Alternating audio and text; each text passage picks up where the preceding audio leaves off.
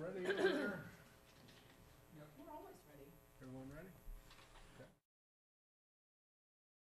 Go ahead and call this evening's meeting to order for Tuesday, May 6, 2025. Regular meeting for the Chambersburg Area School District Board of Directors. Please rise and join me for a pledge of allegiance, followed by a moment of silence. Pledge allegiance to the flag of the United States of America and to the republic for which it stands, one nation, under God, indivisible, with liberty and justice for all.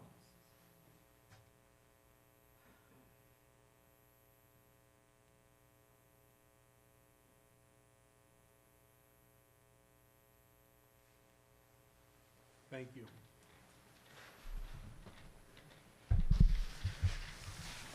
Monday of last week, the board had a workshop session facilitated on the basis of communications. And then prior to this evening's meeting, board met in executive session to discuss personnel and legal matters. Item 2.03, motion and second to adopt this evening's agenda, please. Move to approve. Second. Motion by Mr. McKee, second by Dr. Diller. Questions, discussions, amendments? All those in favor signify by saying aye. Aye. Opposed? Ayes have it and so moved. Superintendent's report, Mr. Bigger. Yep. Thank you, Mr. Norcross. This week's Staff Appreciation Week, so if you see a staff member or all staff members with a badge, say thank you and just appreciate the work they do for serving public education. I did attend a workshop in State College on teacher retention, the state budget, and cyber school reform last week. I'm proud to say, because I attended, I'd never win, but we won a $500 scholarship for a student, and I get to pick the student. So that was pretty cool, random drawing. So worked with Buck Brindle, and we've identified a student to get a $500 scholarship. So every once in a while, you get lucky at a location. I would say for some of the teacher retention topics that were the researchers shared, we are on the right path with strong support for your new teachers. Whether it's a specialist, a mentor, and time are all important to new teachers. Most importantly, though, is a positive climate in the building. And surprisingly, one that was not surprising to me to hear in the research is getting new staff connected to the community. Taking them to a sporting event, having a mentor or someone say, hey, let's go to the basketball game, let's go experience Color Day in the high school, even though you're an elementary teacher, goes a long way with getting them connected to the community. So I thought that was nice to hear. The state budget, most likely not on time. And then the next presenter come up and said, well, it's gonna be on time. So take that for what it's worth between two presenters. I don't believe it'll be on time, but we'll see what ends with that component on getting the state budget on time. However, I do want to report there's continued strong support for the adequacy gap funding. For those, and I'll say this regularly and continually until legislators hear it and you repeat it as well, thank them for the adequacy gap funding. That is one of the major reasons we can consider grade configuration in schools of distinction. As of now, that is continued for 1 year. If they pass this year's budget, it's another year of adequacy money. And again, for us, it was $8.2 million, I believe, and proposed this year, $5 million. The original plan was a 7-year adequacy gap funding, so we're in year 2 if we were to get it. And again, it is life-changing for education, updating our facilities, and certainly minimizing tax increases on our local taxpayers. The next one, lots of movement on cyber school. Cyber school reform has been talked about for my entire administrative career with very little to no action. If it doesn't happen this year, I'm never bringing it up again in a public meeting that cyber school reform may happen. This is the year. If it's going to happen, will be this year. So stay tuned. We are hearing good conversations around flatlining the cost of cyber school to a certain amount, and then more comparable rules between public schools and cyber schools. And you'll have a presentation tonight to dive into cyber school a little bit more. Heidi is here to go over some of those comparisons. I don't want to make it about a political conversation, our cyber school versus theirs, but certainly in the state budget, there is some movement that can help us financially fairly significantly. Last two items, in the policy sections that Faye and Mike are working on in the zeros, if you remember Parker, who I told a story last time, is interested in being a student board rep. In one of those policies, it does identify the ability to have a student board rep here. So that'll be up to the board to decide if we want to have one or two, and if we want a student sitting at the end of either end or both ends in the future. So that would be the opportunity for you to decide if we do that or not. And before I end my report, I am going to kick it over to Kurt and Mark, only because we have a lot of end-of-year activities, just to highlight a few things on what's going on in the district. Okay, for the elementary division, not as much as the secondary. A couple dates. The all-elementary band concert is this Thursday at 7 p.m. at Cash's. That's where all the elementaries get together. And then the orchestra concert's May 13th at 7 p.m. On the same night as Night of the Stars is the all-elementary spelling bee. So the kids that win at each individual school will be competing at Scotland Elementary this year. Last year was at New Franklin. That's May 19th at 6 o'clock.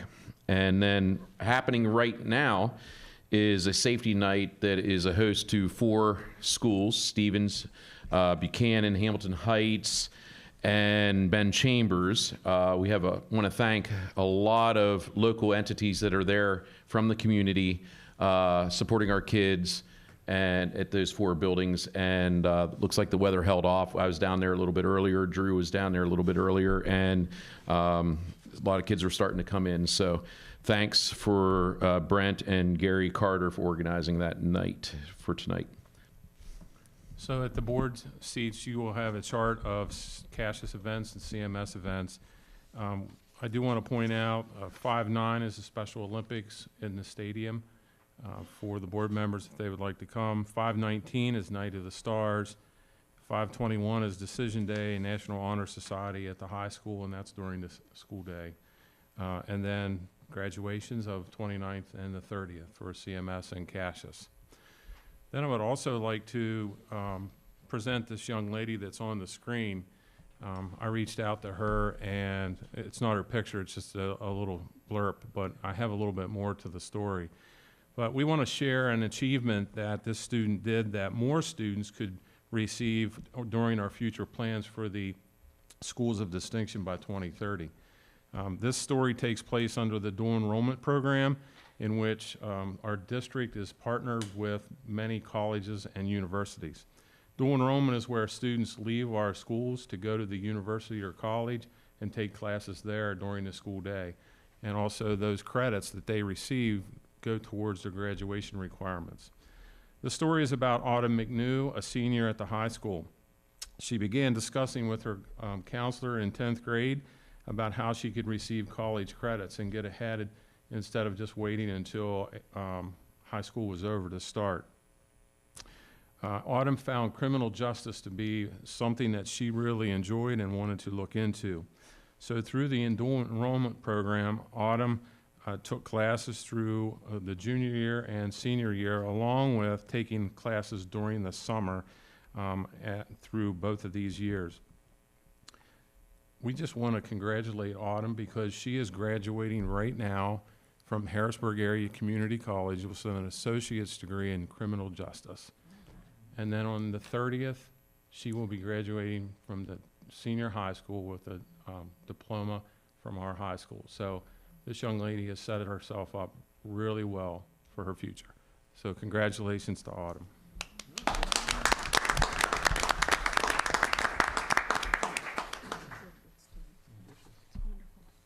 End of report? Okay. Any questions on the reports from board members? Can we multiply that by about 10 to 20? For the first year, and then we want to go up to 50 or 100, then, yes. I was just gonna say, I love the calendar. This is excellent.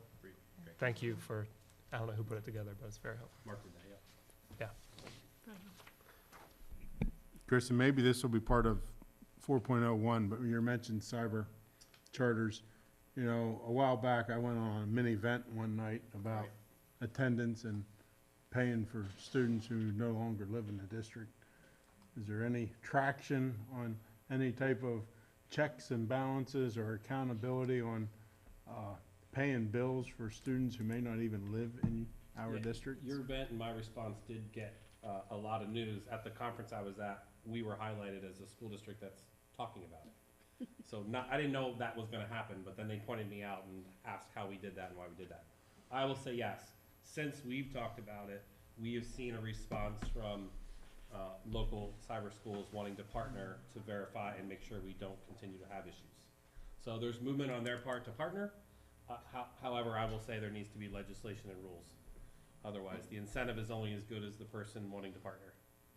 So, but we are doing our due diligence, and I didn't thank Mrs. Kreider and Bobby Stein last time, and some people in the office, the business office, who spend a lot of time on this topic, in addition to Heidi and Trish and the attendance team. So there's a whole team of people verifying residency, so I want to thank everybody for their due diligence. But they did, the newspaper did identify some of the students that were out of state that upset people the most. That's what got the most traffic. The students, I believe, in West Virginia. I'm looking. West Virginia and actually Indiana. Indiana. Yes, so that got the most traction. So, but yes, I think there's an all-out movement for some state changes. So your event was heard, our response was heard, and perhaps there'll be some action this legislative season. Don't encourage me to vent more. But, I mean, I don't know how much more Right. legislation we need. Fraud is a crime. Right? We don't need another law to Amber say. South, if you're listening, please don't print another article. Amber, you have my phone number. Give me a call. Please. Okay, any other questions for the superintendent? President's report, and I didn't mention this, tonight's meeting's gonna look a little different because we are having one meeting this month. We're flexing some of our time from last week when we had a workshop and we have graduation and lots of other things. So we're flexing our school director time this month. We're only gonna have one meeting. So what that's gonna mean is, as we go through tonight's meeting, it's gonna look a little different. Even to board members, I could potentially see a little, probably the biggest difference maybe in the consent agenda items, because historically, these are items we talk about in the CAL before we vote. So when we get to that section, please, section 5, don't hesitate if you want to pull an item out and discuss it. I mean, you can do that anytime, but especially tonight, since we're actually voting on these, and if you want more information, or maybe we need to table something also. Yeah, and that concludes my report for tonight. Oh, no, it doesn't. I forgot my big item. I did mention this last week, and I want to continue to talk about this. Last week, I mentioned our Schools of Distinction by 2030 program, and talking about the bricks and mortar component of that and the corresponding dollars. I just want to keep it in front, full transparent, make sure everyone understands what the administration is working on, some of the items that the board will have to continue to work on, and you'll see this in upcoming votes and decisions, whereas a lot of focus has been on the past 2 months with the presentations that you've seen here. Not so much Chris's presentations in the forums, he's covered all of it, but most of the board discussion here and presentations have been around the 4, 5, 6 building and the 7, 8 grade levels and how we restructure those levels. One thing and consolidation of elementary, but one component of that is a new elementary building. And, you know, the $200 million number that we all looked at was part of the presentation by Mr. Fry. You know, it's actually close to 230, 240 million, because we have to add the one new elementary building in there. So I just mentioned that. Don't want to scare anyone, but it is reality, and it's all part of our discussions, presentations, and soon to be some votes on how we go about the implementation of this vision. And sometime we'll have our catchy logo to Yes. talk about too. Okay, yep, branding is coming. Branding, there you go. Okay. Moving on to presentations, item 4.01, CVA overview. Are you going to kick us off, Dr. Long? Yes, I am. Thank you. Take it away, my friend. I'd like to introduce the two ladies that are going to present tonight. Mrs. Bobby Stein, she's the Director of Support Services. She will be speaking about the outside cybers. And then Mrs. Heidi Minier, she will be speaking about, she's the principal of the CVA, sorry. And she will be speaking about our own online program, which is Chambersburg Virtual Academy. So Bobby, thank you.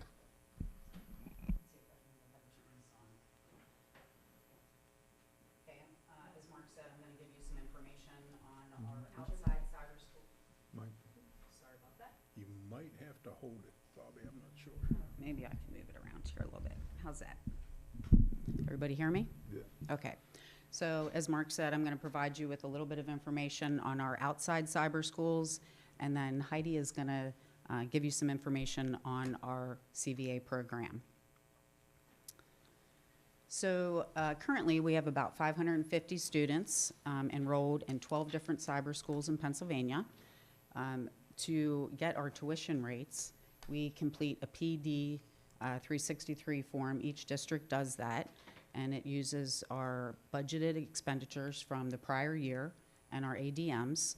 And you fill out the form, and they deduct some of our federal expenses or budgeted expenditures to get our rates. These rates are different for all the schools because all of our budgets, are different. There is a form or a link here that you can go out to on your own if you would like to and see the big differences in all of those districts. I think the highest one was about $139,000 for a special ed student, and the lowest was about 18. So very, very different, really different. Cyber enrollment history. You can see here this chart, our history from 18-19 through 24-25. There's an increase every year, unfortunately. Special ed students that increased from 2018 to this year, 217% increase. And then our regular ed was 83%. History of our tuition rates. You can see the chart here, regular ed and special ed. Our rates in regular ed have increased about 39% over the last 10 years and 73% for our special ed rates. Here's a historical outlook of our annual costs. And you can see 3.6 million up to 7.3 for 23-24. We don't have the final for this year, but it's going to be over 8 million, unfortunately. An increase of 101% from 2018 to 23-24. So a cyber audit was done, and I think Chris has talked about this a little bit before.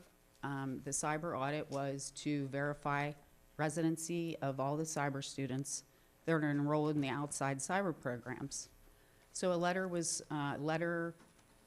sent out. We also did email and phone calls to all of those families. The results that we have to date, we've had 88 families provide us with acceptable documentation stating that they do live here. We've had letters returned, 25. All of those have been sent to the cybers. Suzanne in my office does that, sends it to them, lets them know, hey, we got this letter back, and they're trying to verify whether those people live here or not. It's a slow process. They're not real fast at getting that done. But we have verified 4 students have been living outside the district, and a savings of a little bit over $52,000. So that's good. And that's all I have. Turn it over to Heidi. Bobby, if I may. So suggesting though, from all the letters and emails and everything you sent, there's over 400 plus that have not even responded whatsoever. That's correct. Yep. So we're looking at next steps. I think Mark has reached out to some of the cybers to see if we can work together and get parents to get back to us on that. And is there any opportunity to go to the state? Do they have any data that might inform? Not that I'm aware of. Thank you. Mm-hmm. Just of a strategy, there are school districts that hire people full-time just to go do this. because they are catching and people don't reside here, whether it's a retired SRO or someone that did collections, that's a strategy. So yeah, there are opportunities for us if we need to moving forward that we're considering if we don't get better responses or legislative change. If we're saving 52 grand off of that, I think that might be worth it. Yeah, didn't you used to have a homeschool visitor type of thing that, you know? That's more of the social worker side than it is the big bad wolf showing up. You know, it's more of a security, but we do have a social worker, but they don't do too many home visits, and I think Heidi might be able to respond to that a little bit. Right, Bobby will reach out to us, or Suzanne will reach out to us, and we'll do home visits just to verify if students are living where they're supposed to be living. We do send our social workers Yeah, out. they just did one today. Unfortunately, it wasn't the result that we wanted, but we had heard a family was moving out of the state, and so we went and checked on it. So, I know I live in a simple world sometimes, but, you know, if I get an invoice for something that I didn't think I bought, I don't pay it. Is it that simple? And it probably isn't. I'm sure it's not that simple. so I'm sure yeah, it's not it's that really simple, not that simple. But we, if Cyber Charter, whoever, can't verify that one of those 400 students didn't acknowledge where they live, well, you prove, and then we'll pay the bill. Right, they should be the ones proving. You know, I dispute bills all the time, and, you know, sometimes I'm right and sometimes I'm wrong. When I'm wrong, I pay the bill. The challenge we're in legally is I did receive from one of the cyber schools a somewhat direct legal letter that says we have no right to verify residency. It's not our job, but, you know, we're going down the path gently anyway. So there is, again, this is back to the legislative laws and rules. Because technically, they're to verify their own residencies, and we have no business doing it. But when we pay the bill, we believe we have a little status that we're allowed to do it. So we're walking a legal dance a little bit as we go down this path. I don't know if it is a dance, right? They can verify it, we just won't pay the bill until they verify it. They take it out of subsidy. They We don't take even it- get a chance to send the check. they take it if we don't pay it. It's just, yeah. So there's no, I'm in the wrong business. there's no teeth at all in this at all. No, correct. Just, Exactly what Take we've it. all been saying for 20 years. And that's why we need to be contacting our legislature representatives to get it changed.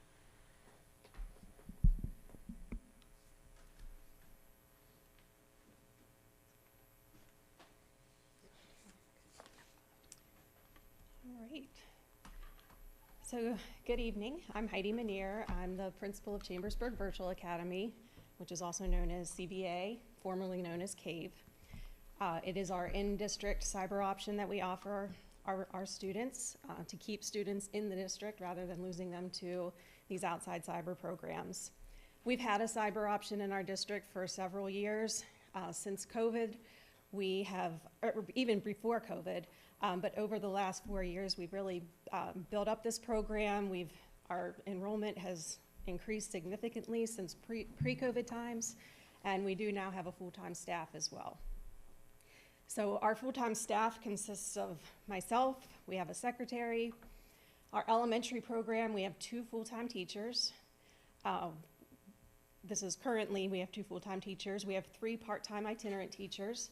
Those teachers are current elementary teachers who have 1 day in their rotation where they focus on their CVA students, and they might cover high school electives, they might be covering middle school related arts courses, or they might be doing the specials in elementary school. So we do have that at the elementary level as well. We have 10 full-time teachers in our secondary program, and we have 10 part-time teachers. Those would be maybe a CASHES teacher who has a free period in their schedule, so then they're covering a CVA course for us.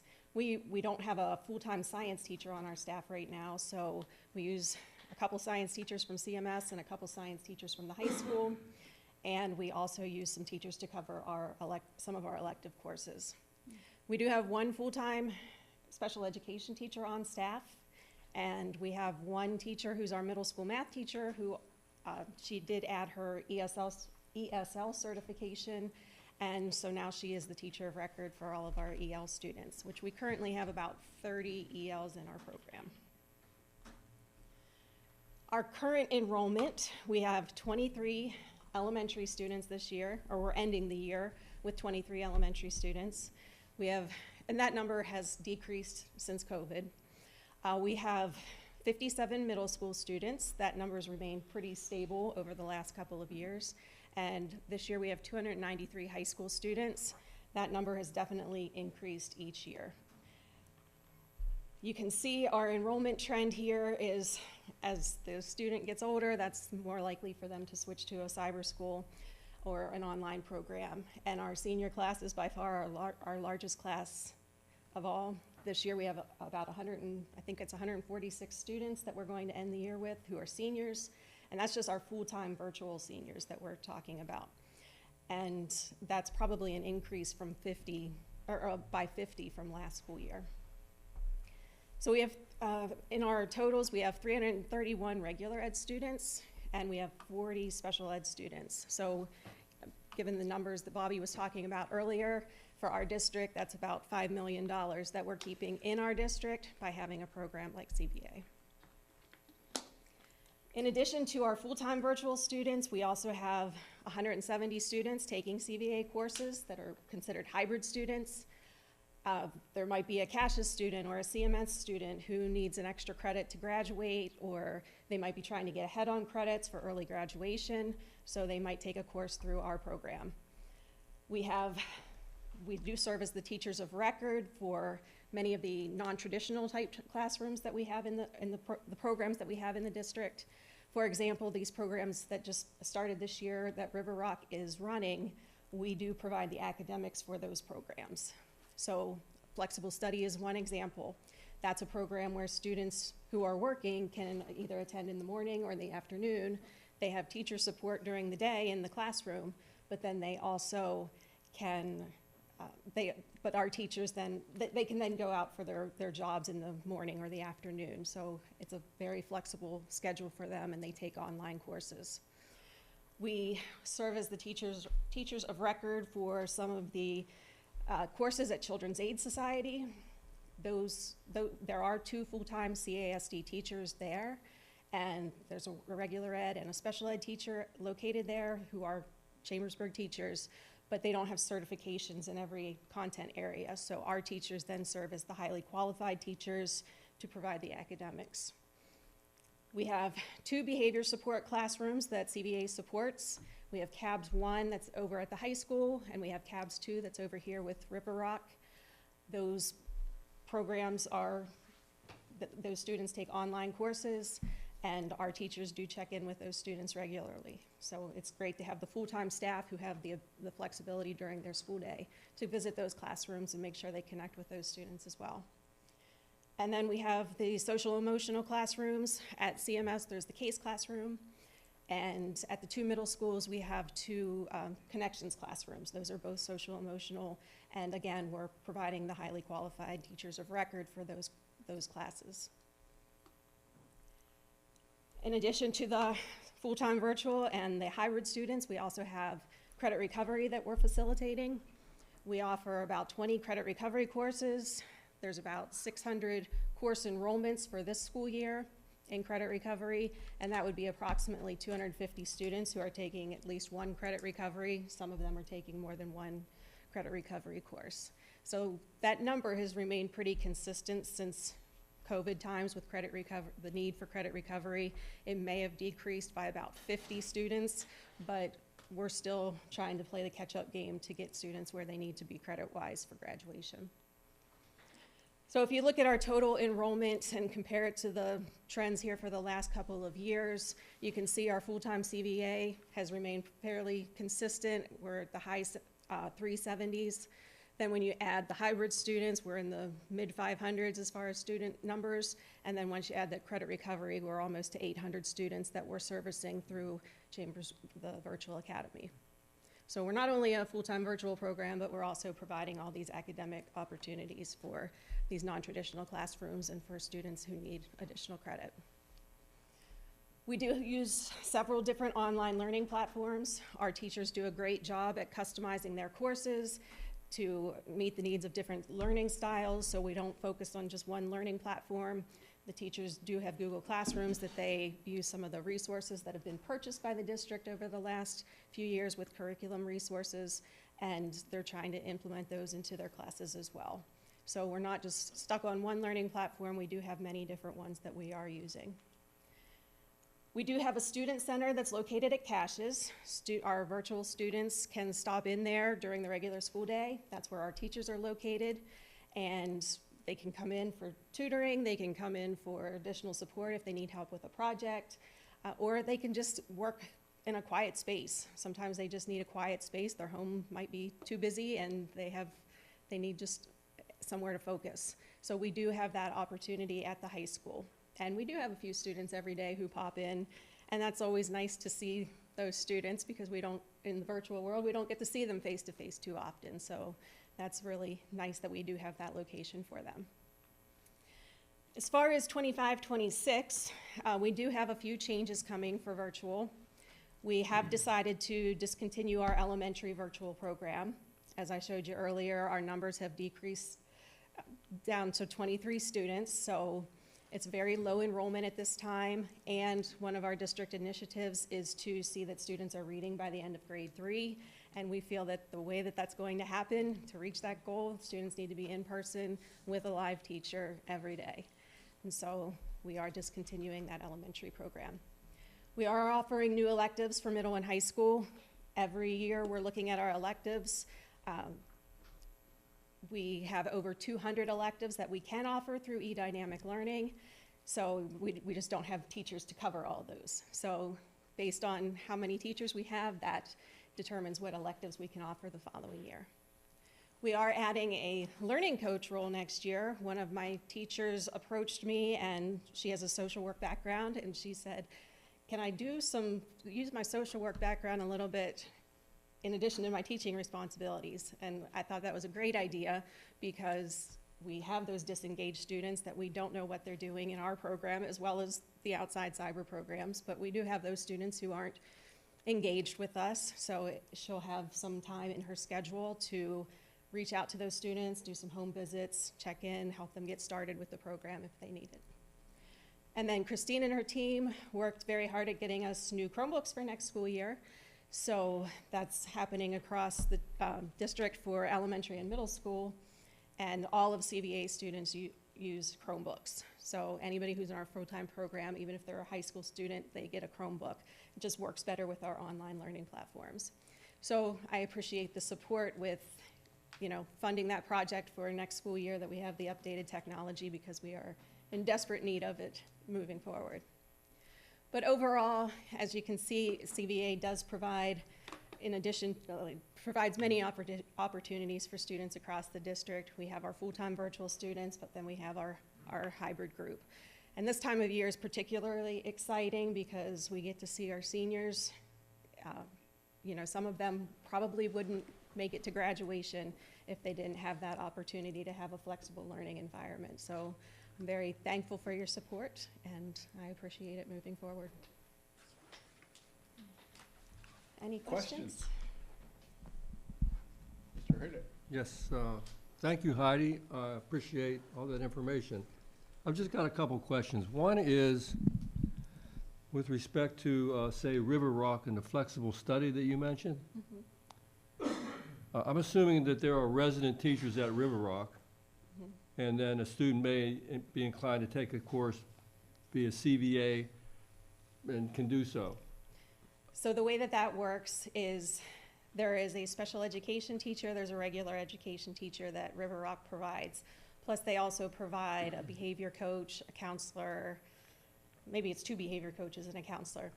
So those teachers are the ones who are in the classroom with the students each day. But all of the academics, all of the courses are taken through CVA. So if they're taking English 9, they are in the classroom with a regular teacher or a special education teacher who is part of River Rock staff, but their teacher of record and for their academics, they're connected with CVA teachers. So there's no content-specific teachers at River Rock, like an English teacher or a math teacher? It's Correct. just a coach or support Correct. teacher? Thank you. And With respect to the part-time teachers that are here at CVA, you mentioned the student center, that's where the teachers are located, but if a part-time teacher is gonna pop in for a class, can they do that remotely, or they have to be in physically?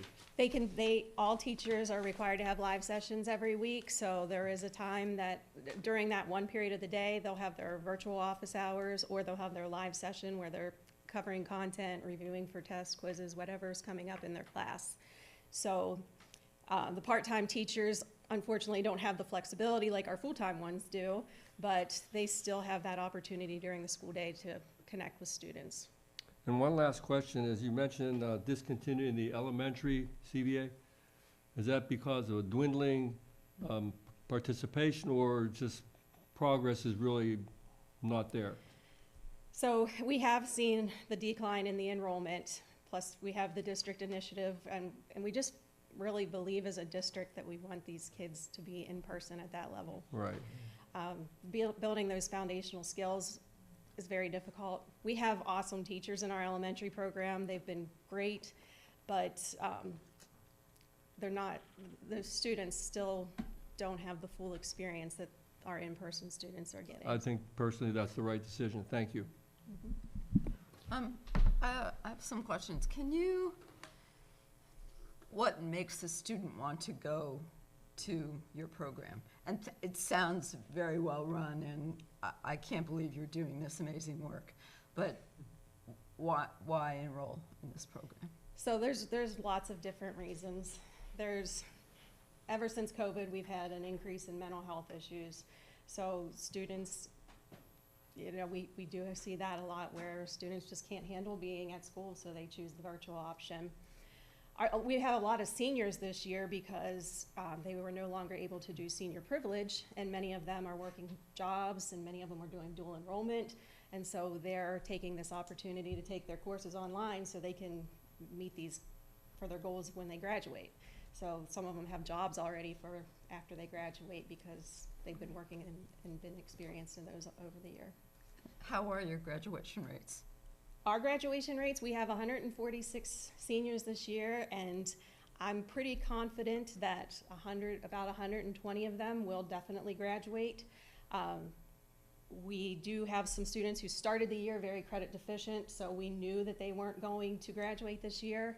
And then we have some students, who got disengaged throughout the year, and we saw them fall off a little bit. But hopefully, we can get them back on track even if they return next school year. The statewide average on cyber schools is around 50 to 60% graduation rates. Wow.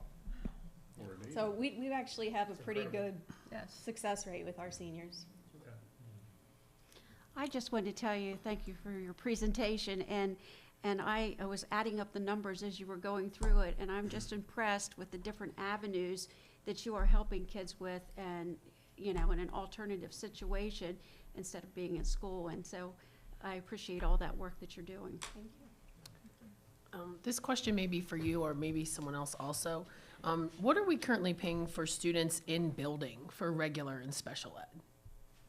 Like ballpark? Does anybody know? So our elementary tuition is a little over 10,000, and secondary is a little over 11,000. And those figures are based on our AFR that is submitted and utilizing our ADMs. And the special ed students, that's kind of a different ballpark because we pay for speech or if a student has a PCA, so it's not really a flat, special ed rate like the cybers are. So in that estimation, are we paying more for some students to go to cyber and some in building? Does it vary, or is it?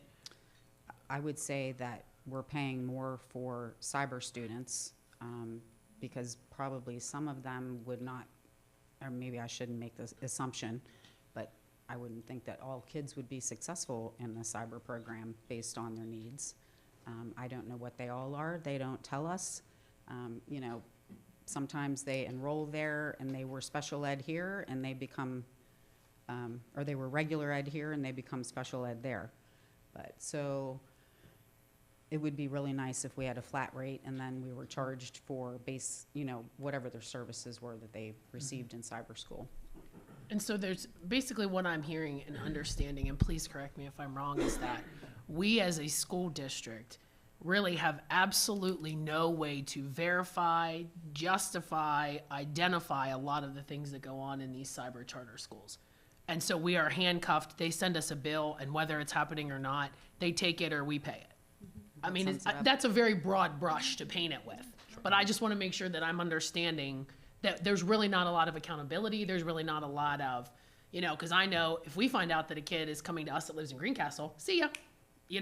That we understand that happens. So the fact that that's not happening at the cyber level is a little unfair, for lack of a better term. So I just want to make sure I was grasping that correctly. The other question that I have, if they do the legislation to cap this, what, if any, changes would we see here with CVA specifically, or with some of those outside charters? Besides, the money obviously would be one of those things. But would it change what you're doing at CVA potentially? I guess ultimately it could. That would be a question for Mr. Bigger maybe. But I do think that our program is providing lots of different opportunities, even for in-person students. So I would hope that the program would continue moving forward. If I know she looked at me because her and I've talked about in the future, she would love to have one of the vacated buildings to maybe build a little cyber school where kids physically come, maybe 2 days a week, 3 days a week, and do a legitimate hybrid. Like that would be her dream, I think, where she would have space, not just a room, where you just create a different environment, what the kids are seeking. So we certainly can't deliver on that now, but if you're asking her as a true CVA cyber person, and you see cyber schools doing that now, there's now brick and mortar up in Shippensburg. They're heading to the same place, which is half in school and half online. So I think that's where we would head if we could certainly muster up and want to continue down this path. And unfortunately, virtual education has gotten a bad reputation since COVID. That was a scramble, but what we do with our students, I feel like we are building those relationships. We're connecting with them. They're not just left on their own as maybe they would be at a outside cyber. Like our teachers are, I have a great team of teachers. They do a great job. No, I think that's with anything, is that people start it with the best of intentions, and then people without the best of intentions get their hands on it or see it potentially as a money grab, and then it kind of goes off the rails, which that would be each individual program being evaluated. And it seems like you guys have it in hand and you really have the students first as your mentality, and I appreciate that. I really appreciate the presentation and allowing me to understand. Bobby, I did have one more question, sorry. What you said that it's based on, because I went out to the little, the link, and those numbers, even I saw Fanet Metal is paying more than we are for regular education, but the same as special education, which I just think is fascinating within the same county. And then, like you said, you have from 18,000 in special ed to 63,000, and then that one outlier was like 139. But what are ADMs? You use that acronym, and I don't know. Average daily membership. Okay. Thank you, that's all. Appreciate it. All right. Go ahead. Go ahead, Lance. I have just one question. On the special ed rates have increased 73% over the, what is, just curious, why would that increase 73%? That's a huge jump.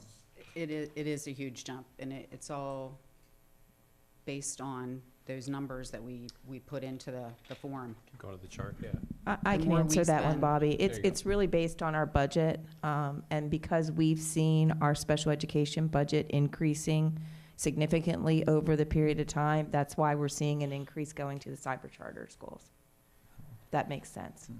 In addition, that sometimes they go in as a regular ed student, and then the cyber school puts an IEP with the child, and then we are paying a lot more. Yeah, and to the point that Bobby made, our special education fees per student vary. It depends on the severity of the child's need. And so it's really an unfair formula when you're taking that, considering that we've got some really high-cost needs children, and you're assuming that a child that maybe needs speech is costing the same amount, which is what's happening when we pay tuition to the cyber charters.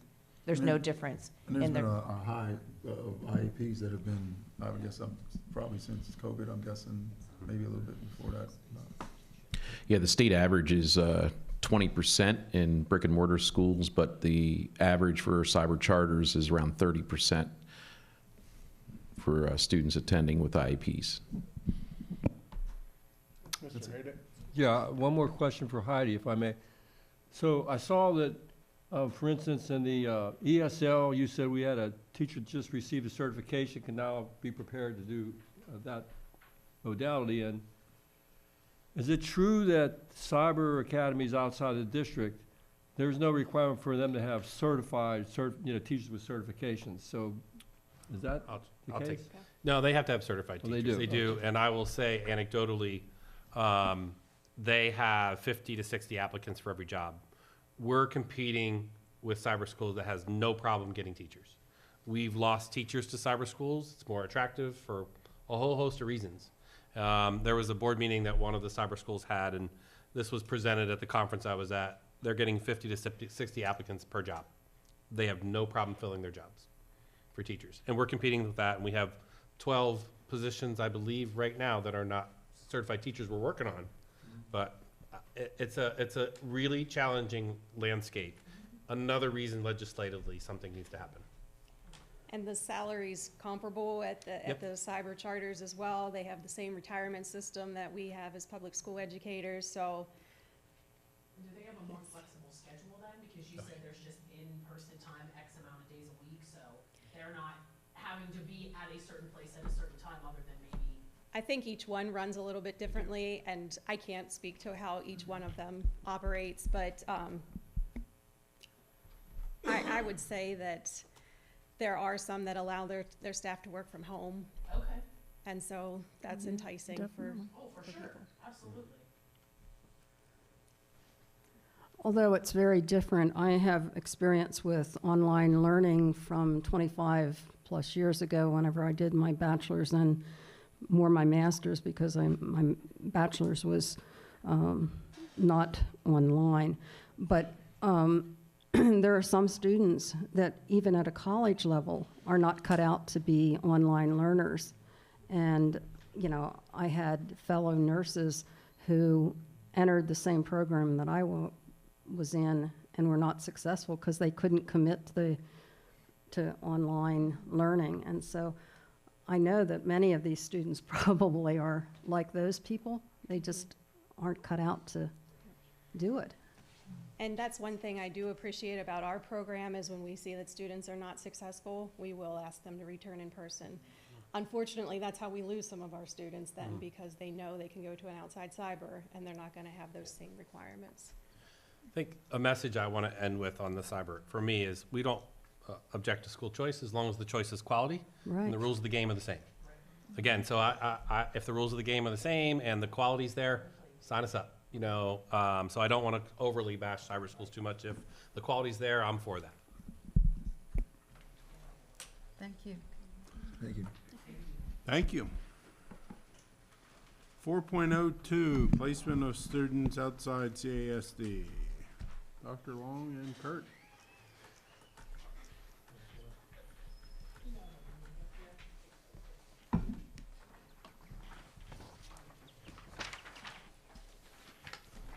Thank you.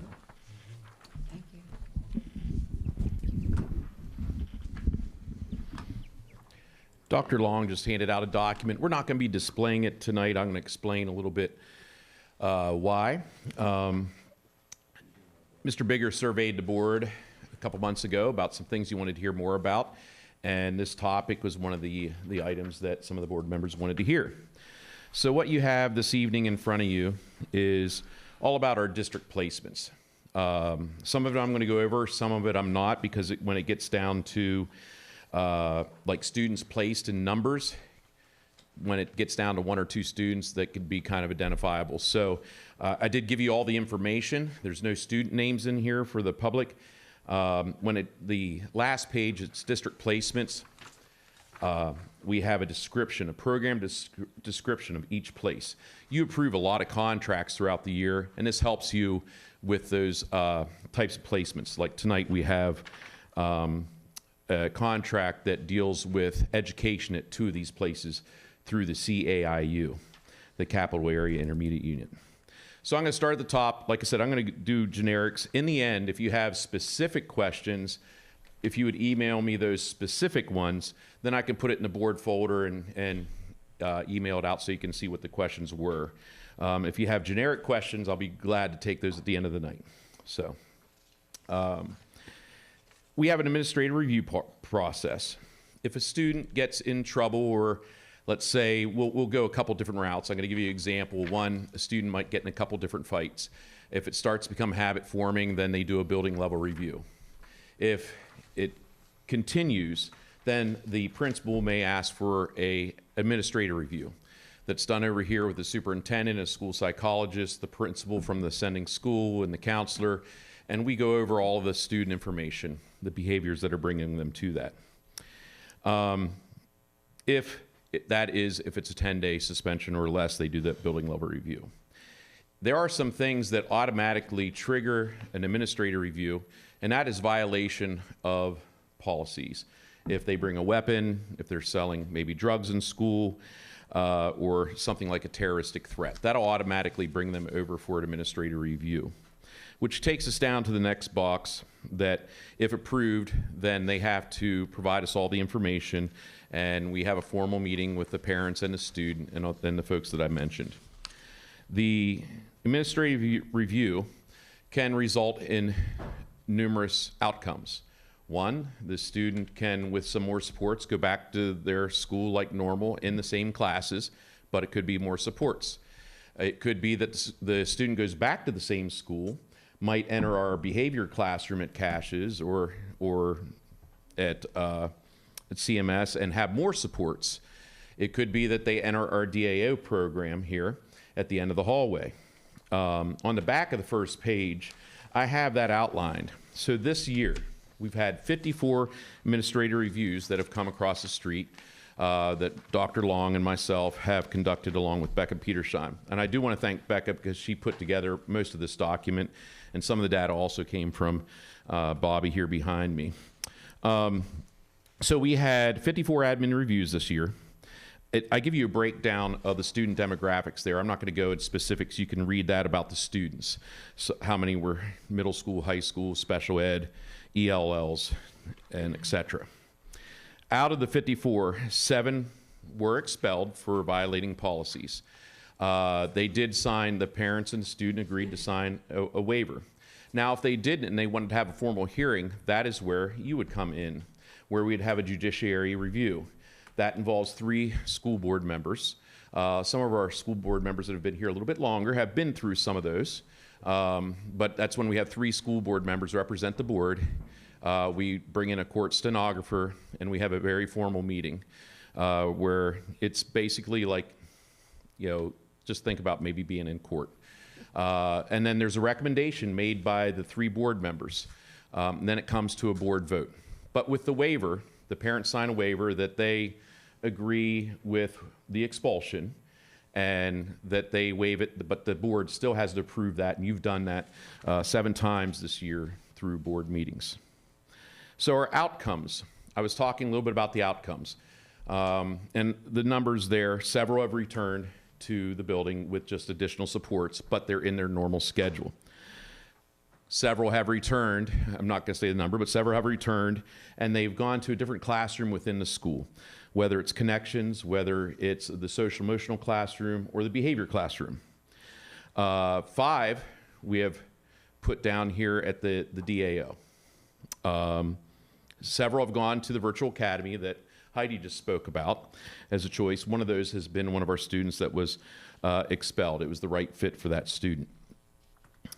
We've talked a little bit about the River Rock Academy that is in Carlisle.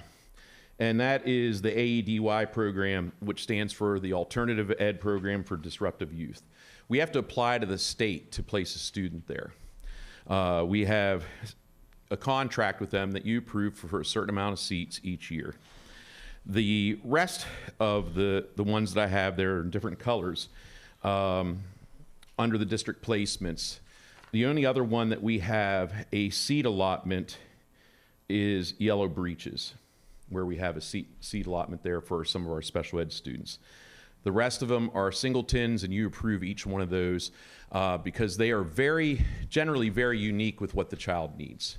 And I won't get into too much more detail there because there's a program description.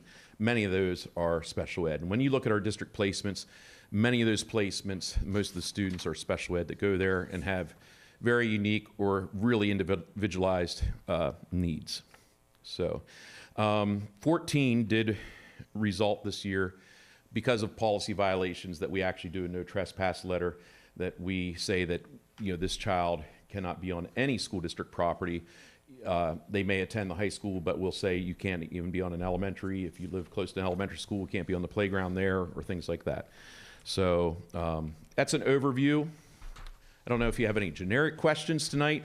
If you have any very specific, you know, once again, I'd say please email me and I'll get them back to the board. Generic question. Okay. On the last page, I see that it says 5 are in jail. So how do we educate the ones who are incarcerated? It depends where they are. Generally, the IU takes care of that for us. Okay.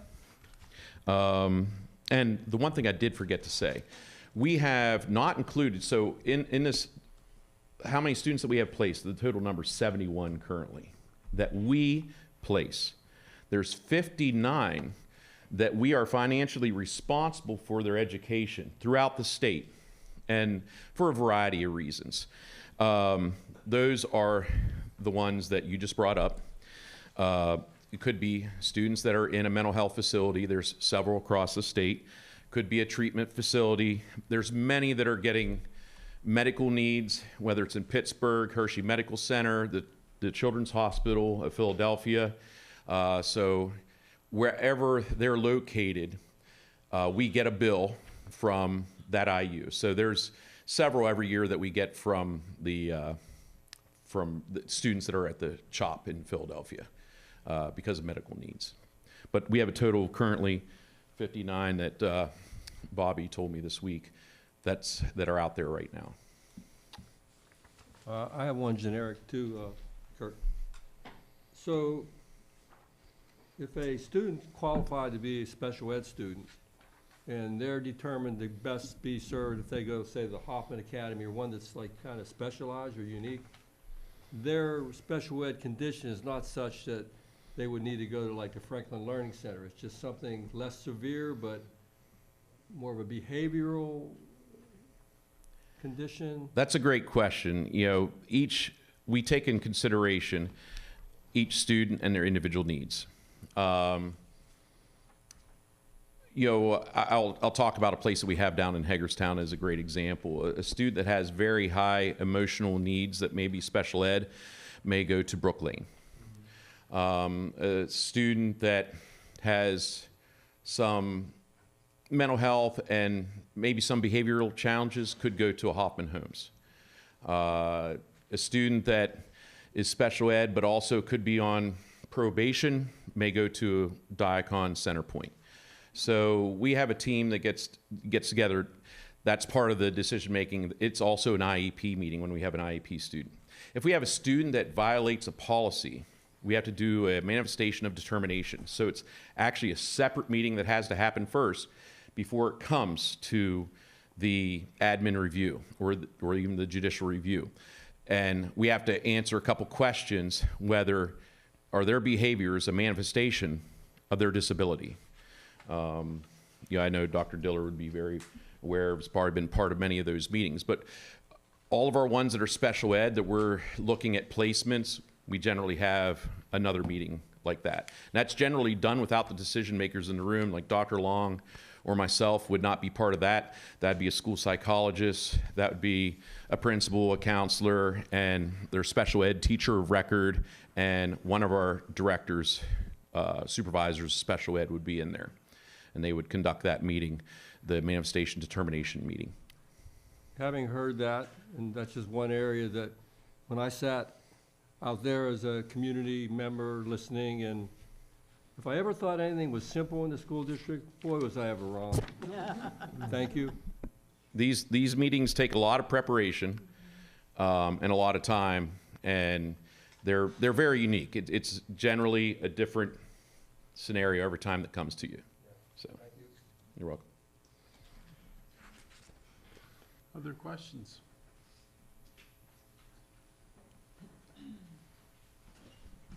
Okay. No questions, just thank you. This is really, really helpful. Well done. Appreciate all that together. 4.03, food service. Bobby, Jared, who's on first? And we will need guidance on this one, correct? At some point on this one. So this is more than informational. Turn this on, Jared. Right, not tonight, but yeah. We're gonna let Jared kick this off. All right. Good evening. Thank you for your time here this evening as we go over the CEP or Community Eligible Program.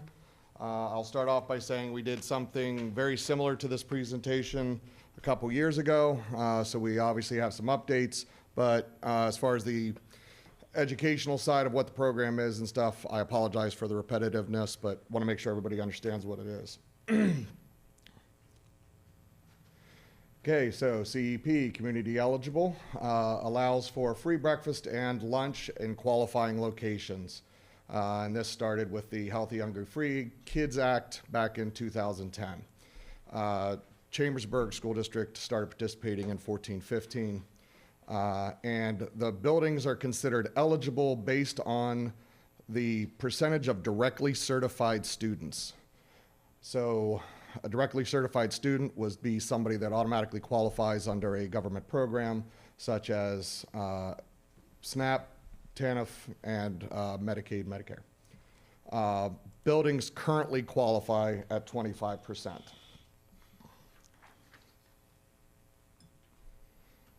Okay, there's the quick calculations on how that all works.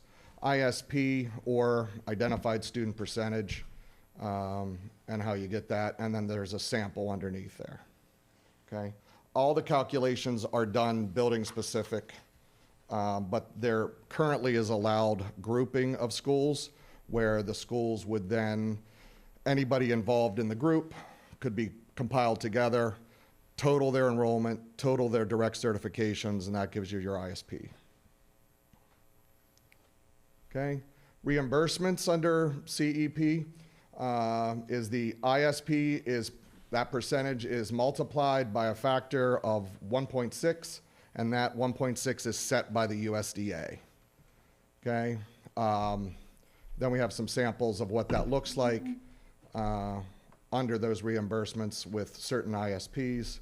40% is where it used to be a couple years ago as a qualifying ISP percentage, but in October of 23, they lowered it to 25%.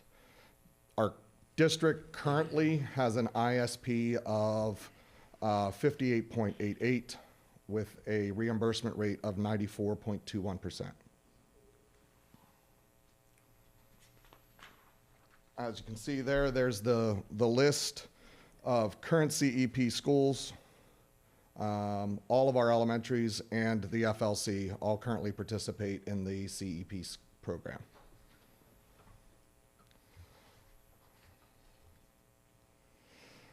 So a little background here on how the program works a little bit before we get into this option. I wanted to talk about the fact that when you're figuring out who's going to be in a CEP program and you're doing your grouping, you have to regroup every 4 years, but you are allowed to regroup every year that you feel like it benefits the district more.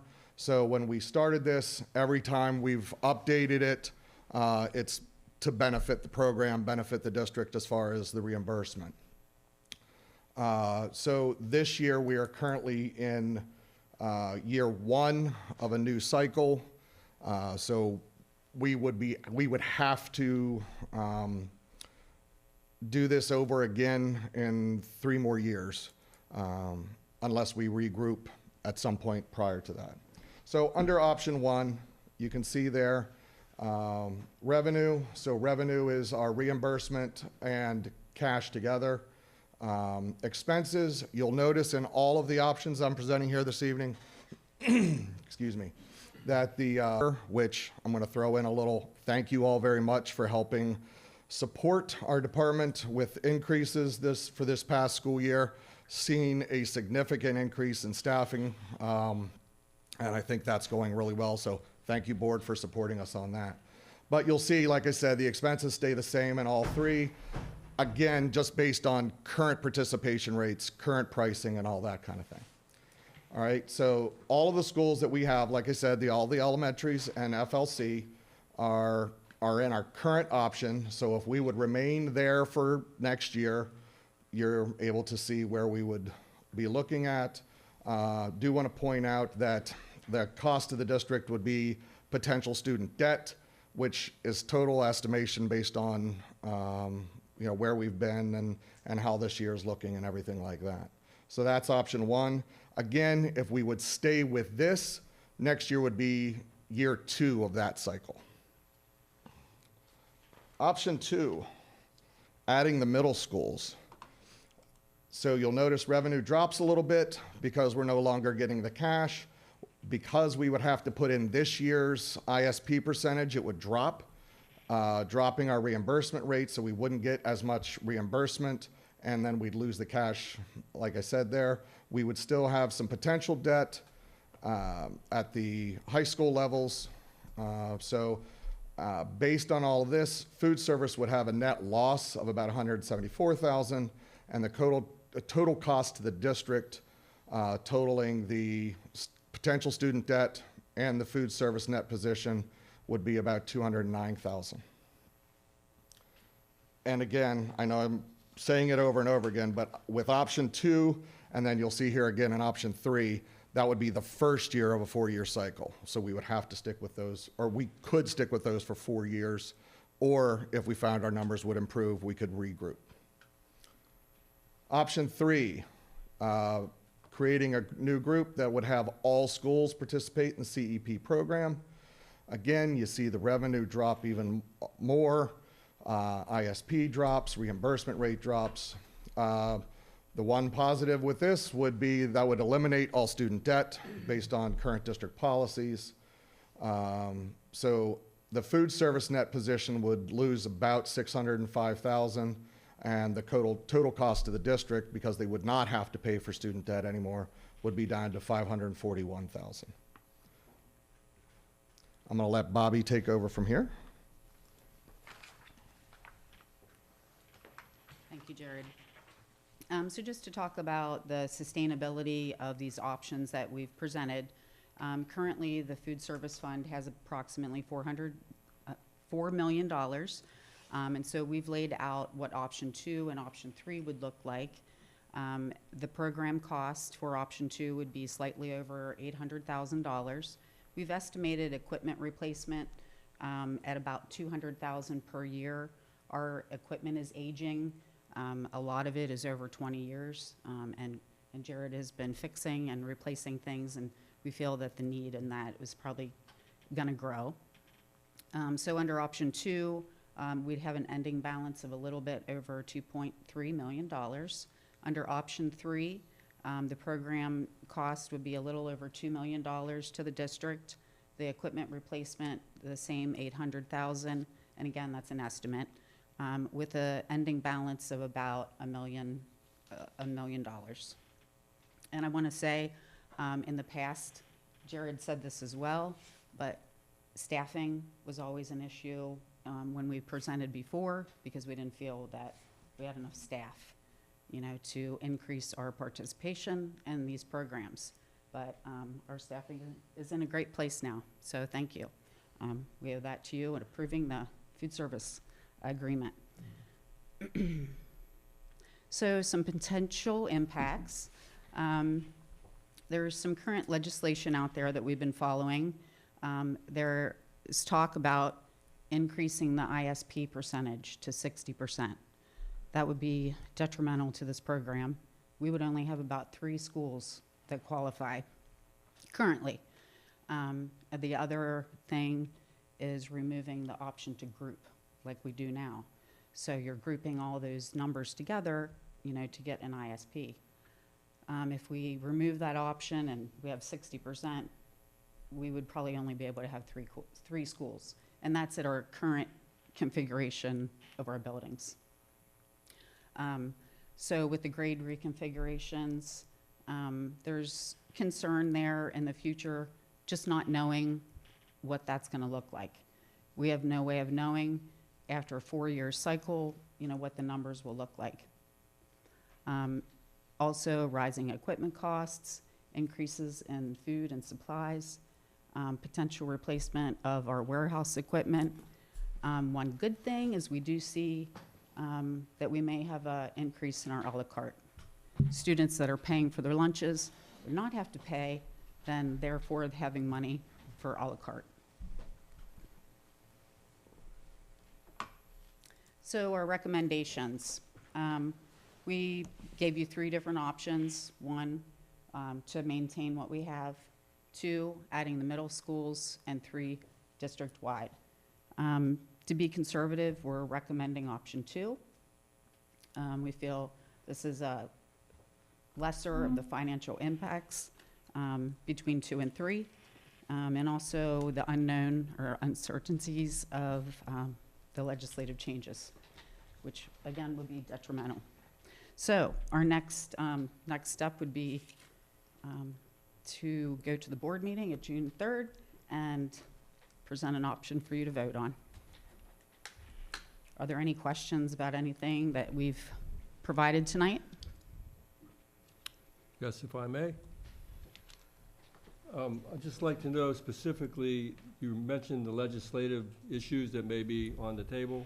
Mm-hmm. So you're suggesting perhaps at the federal level that may eliminate certain programs or reduce funding, that may impact who qualifies now, and that how it affects the ISP? Is that how Yes, that works? that's correct. Okay, thank you.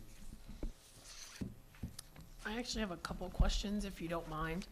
I looked at the slide and I did send some things along. I think Chris forwarded it along to you, because I try not to catch people off guard. Appreciate that. Yeah, just so you kind of know where I'm coming from, what I'm looking We at. already get nervous, so Yeah, appreciate yeah, that. exactly. So that way you have a heads up, so You if can't you have tell. something. Yeah, exactly. My first one was, like, for the option 1, if we could go back to that slide. I just want to make sure I'm understanding what I'm seeing, and any of those, I guess, would do. So for option 1, if we left it just where it is now with the elementary schools, then the only real cost to the district would be the $50,000 in student debt. Correct. And so then in option 2, when it moves down, you see the student debt decrease, but the cost to the district increases because your revenue's coming down. Yes. Okay. So the student debt would go down because we would be taking the middle schools out and Right. removing the student debt in that program. You're also losing some revenue from our paid students. Okay. As well as reimbursement. Okay. Yeah, and I saw the reimbursement rate come down pretty significantly. Are there students currently that are being refused meals because of not having monies? Never. That's not happening. Students can get a meal. Okay. So then in this case for me, why would you prefer option 2 over option 1? Because if all the kids are still getting meals, the cost to the district is significantly more in 2 and 3, where you would just be dealing with the debt in option 1. So we were trying to be conservative in giving the opportunity of free meals to more students. Also with the legislative changes, students K through 8, we could still keep in this group, and they would still have this option unless the legislative changes, come down the pike. So we were just trying to add more kids and still be conservative. We can offset our cost with our food service fund. Less impact, but still offering more to kids. And so is this only offered, I know you said about the 4-year cycle, but I remember, and I even said in 2023, you guys came in and presented, and we're talking about how that was gonna go then. So here we are in 2025, having this same conversation. My concern about, and maybe you kind of answered it, is that if we would agree to, let's say, option 2, which is your recommendation, can we reevaluate that every year? Yes. We're not stuck to it, because once we do the grade reconfiguration, if you have all these elementary schools that are currently eligible. We pulled 2 grades out of there for the grade reconfiguration. Are they then gonna change, and what's that gonna do? But we would be able to, each year, you guys could say, okay, we now see this trend coming, and then you could maybe regroup, and some of it sounds like the legislation. Along those same lines, at that same board meeting in 2023, you had mentioned, I believe, and please correct me if I'm wrong, that there was potential for the universal program to do the 100% funding. I'm assuming that since you just mentioned this new legislation, that is probably no longer on the table. Because my understanding at that meeting was, one of the reasons you didn't want to jump full bore into expanding it at the time was because if you went for the 60% and then they came through with the universal, you'd have to stay at the 60%. You weren't eligible. Is that correct at the time? So, excuse me. So, again, there's always legislation out there. Things can always change. So 2 years ago, when we started the conversation, it actually changed slightly in the fall, dropping it down to 25%. In my opinion, it honestly was very misleading, implying that, oh, now more schools qualify. Yes, more schools qualify, but the amount of reimbursement didn't change, so it would drop significantly.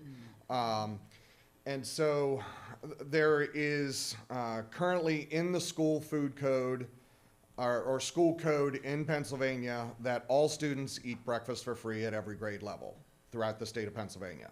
That is part of school code. That would have to change in order for that to ever change in the future. Whether we're CEP or not, every student qualifies for free breakfast.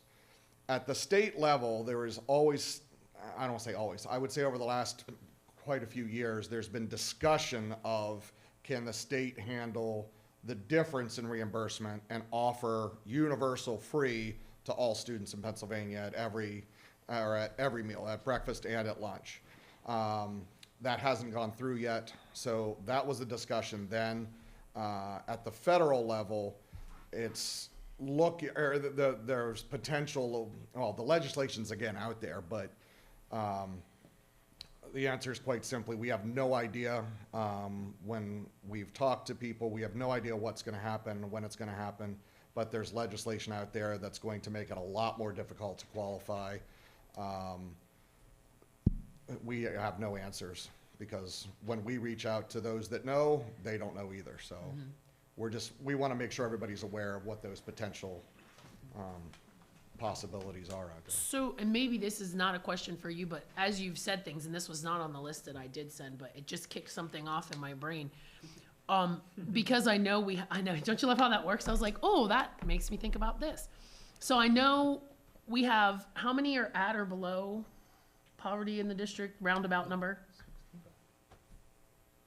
That would qualify. It was 61% free and reduced last year, I think. Okay, so 61%. We're down to the 50s this year. Of those 61%, do you know or have a way of knowing how many of them are actually utilizing the free and reduced lunch portion? I could get you that. I don't have it with me. I'm just curious because I'm wondering if we do this even with the middle school, is there a group of people out there that aren't aware that they have this eligibility? And how can we let them know, if we're going to offer this, hey, you're now eligible for this too? Because I think maybe people you don't know what you don't know. And so if that's something we're going to do and it's about getting that out there, I'm curious as to how many people currently that have the ability to apply for that, or whatever the case might be, know that they actually are eligible for that. And if we could find that out and then figure out a way to maybe, and maybe that's beyond the scope of what we're doing, but if we're going to do something to offer it to other people, to make sure that they know it's being offered, because otherwise, what's the point in offering it if no one's going to utilize it? So, I just want to clarify. So, free and reduced application is different than directly certified, which is what qualifies for this program. So, students and families that qualify for SNAP, Medicaid, those government agency funding, they have to fill out an application and go through that process. And that is what qualifies for CEP. Okay. So free and reduced applications are families fill that out on their own. It's income-based. And we have heard that those applications, well, Jared sees them, they are tough for some families to fill out.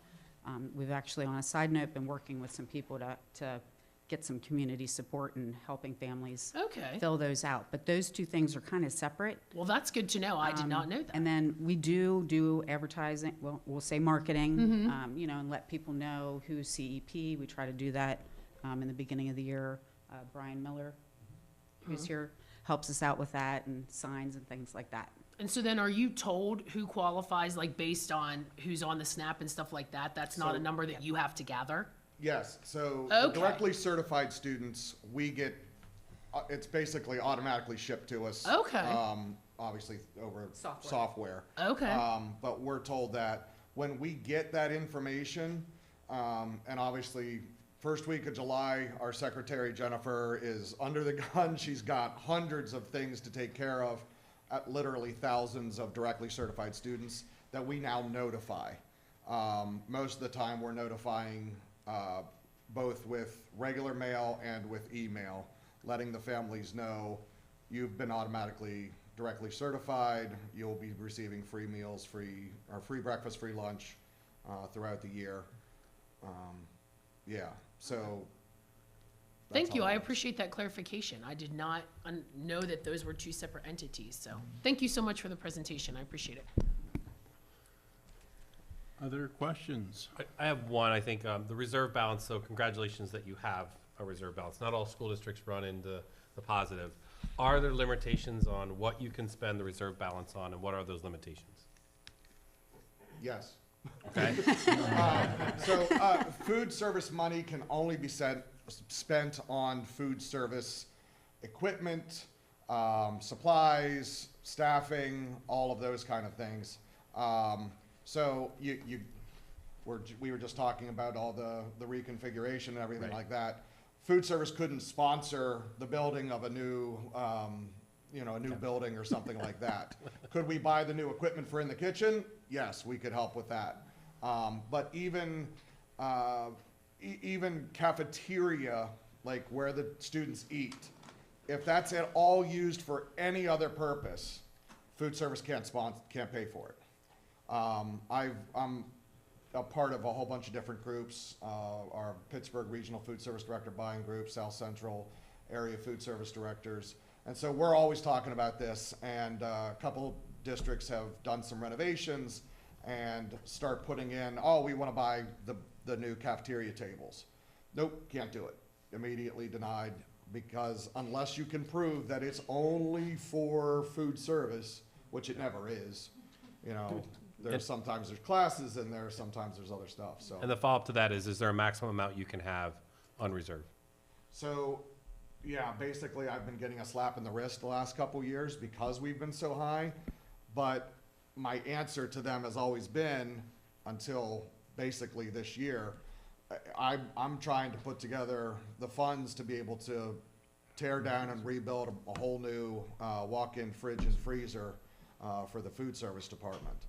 Well, that's not gonna happen right now, so, you know, we're trying to figure that out, so I need to have some other answers. Pizza for everybody. I have two things. First of all, periodically on our agenda, there are community entities that donate money towards student debt, and I'd just like to thank those people, organizations, whatever, because We appreciate that is really a very wonderful thing that organizations do that. Secondly, everybody who's been on the board very long knows how passionate I am about CEP and food insecurity. Food insecurity is not limited to children who are directly certified under these federal programs. Food insecurity occurs even in middle-class families whose parents choose to use their money for things that are not food-related. And I know that from personal experiences that I won't go into. Adding the middle school students to the universal free breakfast lunch program will help with that food insecurity for the most vulnerable students. Likewise, I see the potential for improved attendance. Research shows even in the juvenile justice system, that recidivism in juvenile facilities is often due to basic needs like food and housing not being provided to students, and it's better to be in a facility than to be wherever you live or are supposed to be living. And so I think that by adding the middle schools, first of all, middle school is such a pivotal time as I see it, and I am just thrilled that we are considering adding the middle schools. Certainly, I would love to see the state of Pennsylvania have universal meals. I would love for us to be able to afford to have high school as well as middle school. But if we can add middle school, and especially if my theory that having a free meal at school may get a few students coming to school who are not coming to school.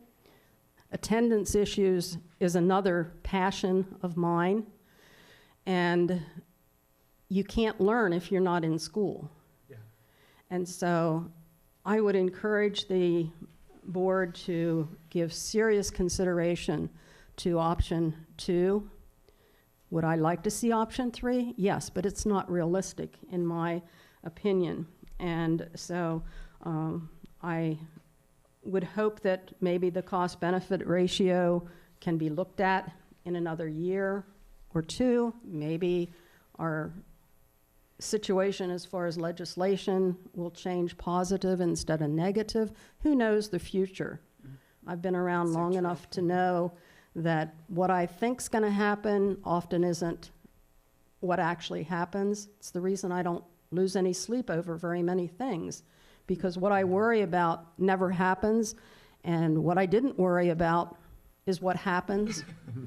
And so I just want to say thank you for at least considering adding the middle school students.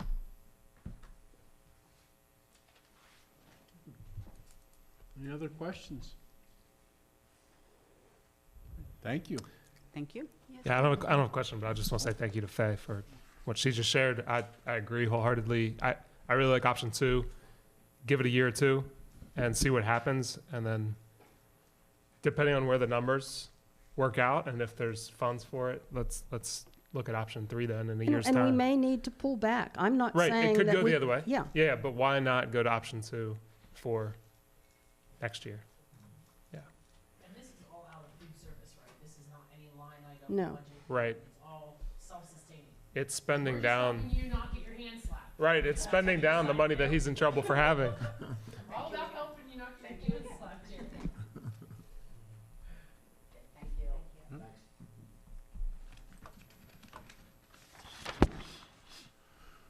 Okay, board, the consent agenda items. I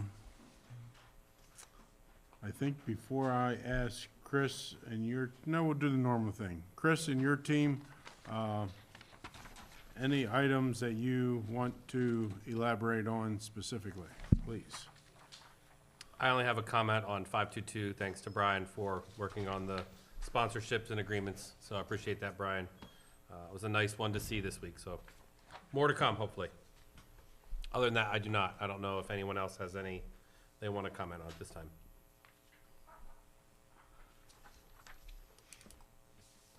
Okay, so we're gonna go to the board. We're gonna vote on all these tonight. So if there's any item that a board member would like to separate out for maybe some questions you have of the administration, or you foresee it, maybe wanting a separate action from the bulk of the items.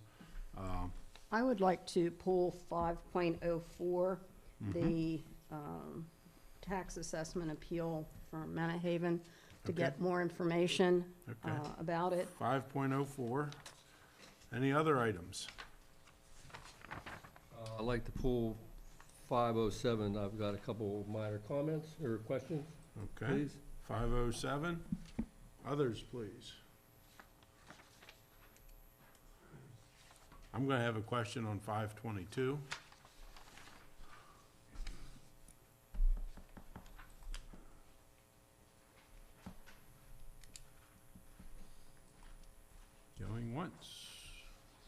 Okay. Would like a motion to approve, with all the items, with the exception of 504, 507, and 5.22. Second. Motion by Mr. Haydick, second by Mrs. Gauss. All those in favor signify by saying aye. Aye. Opposed? Ayes have it and so moved. We'll go down through these in order. 5.04, let's have a motion and then a second, and then we can begin our discussions or questions.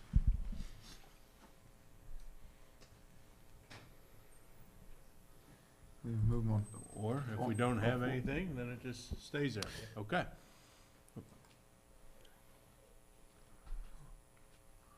All right. What would 504, we wanted that pulled to have discussion on that? Is that? Right, and that's where we are. So before Yeah. we discuss it, we would need a motion and second, then we can Yeah, I'll make a start. motion.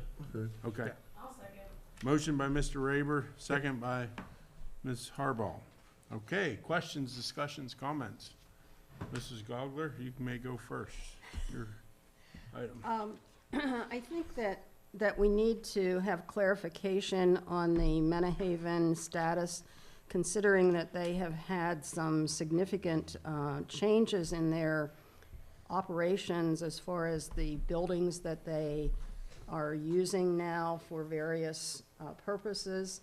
I'm not saying that we would not be approving it, but I think we just need clarification and a better understanding of what the pilot agreement is there with Menahaven.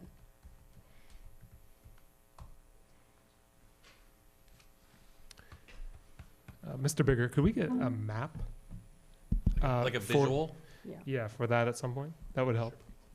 I believe so. We could do a Google map, You want a map of all the parcels, or? Yeah, just so we have an understanding like a of. topographical map. I think Yeah. per the, if someone could open the attachment for the. Yeah, the parcels, I believe, are in there, the identified Yeah, the parcels. parcels are listed. Yeah. Right. But not where they are. The request is maybe a map of the parcels, is Mr. Raber's request, I think. And Mrs. Gogler, I think is, what, have the uses of any of these parcels changed or assessed value or improvements or anything? Okay.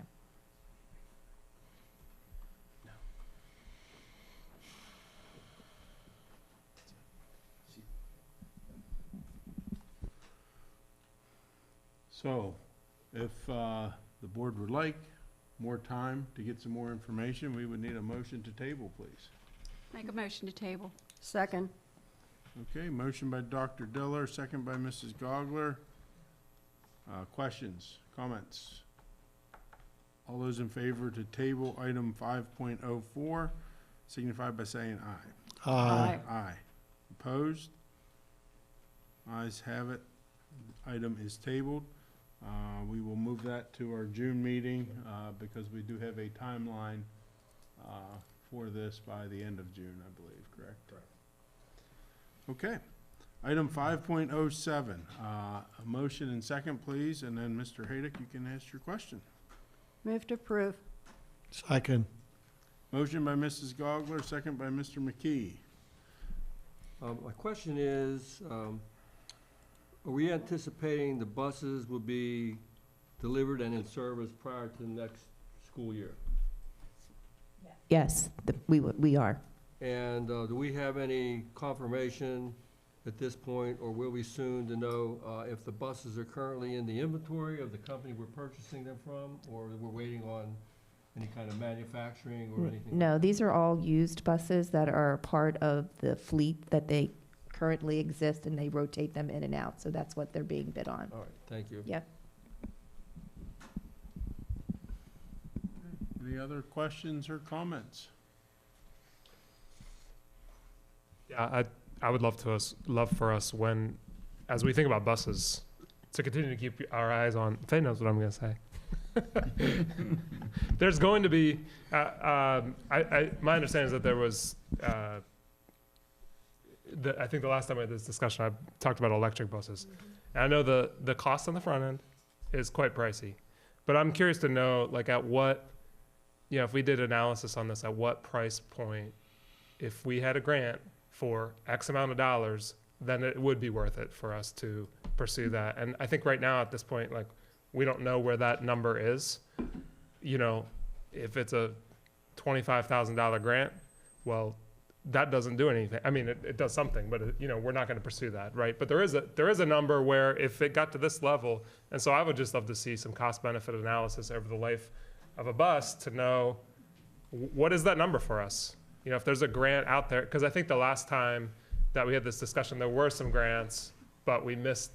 Not that we necessarily would have applied anyways, but I would like us to be in better position if it were to make sense for us to move that direction. While the upfront cost is high, your ongoing cost is much lower, the maintenance is lower, the gas costs are lower. I mean, there's no gas cost, but there's electric. And then there's costs to our well-being, like pollution. I think for the board, just to help me, as we do requests for what you want to hear presentations on, this is a good example of, again, the majority board wants to hear a presentation on this topic. We do our study. We really spend time internally. We bring you, you know, what the latest research is. So keep that as part of the process. Yeah, that's what I would ask. The research about districts have been using them, what's the effectiveness of them, all that, and then the cost compared. I think that's excellent, Mr. Bigger. Appreciate that. I mean, we're thinking big picture right now about all of our facilities. And so if that's not in the discussion at some point, well, then we just won't even. So I think it's time to at least entertain the idea. And maybe we say it doesn't really make sense after all. I think if you remember the process we used, I put a bunch of topics out for you guys to pick from. Add this to the and other. I would do that the next go around. I think we did this in the fall, and then we work on. Yep. That's why the presentations you have tonight. So we'll continue that process. But again, we want the input from everybody to help inform what presentations and information you want. It's great. Thanks. I'm supportive of this current purchase, just to be clear. Okay, any other questions, comments? All those in favor signify by saying aye. Aye. Opposed? Ayes have it, so moved. 5.22, a motion and second, please. Second. Motion by Mr. Haydick, second by Mr. Walker. Okay. My question, Mr. Miller, probably a simple one. You might be able to guess it. Sponsorship proposal, old rates or new rates? This is the old rate. However, I will say that I have reached out to Market Street Sports Group, and we are in talks right now to do a full assessment of our current offerings. And speaking with Mr. Biggers, we're trying to assess our program overall. We are looking at a timeline where we may also bring them in to assess and do an evaluation of our new buildings that are coming. And so as we're trying to figure out the timeline for having them come in and look at everything we have, we don't want to just limit it to what we have now. With these new buildings coming down the pipeline, if we get to a place where we know what some of these facilities can handle as far as spectators for our sports, we want to engage them for those as well. So we're trying to figure out the exact timeline for that. But I will say right now, it's looking at around the fall, this coming fall, before the new school year starts. So any discussions to have language that if we know we're gonna, a couple things. This is one of the marquee spots, I believe. You know, top of the scoreboard in the stadium, excuse me. And these rates are 8, 9 years old. And nothing has stayed the same in 2 years, let alone 8 or 9 years.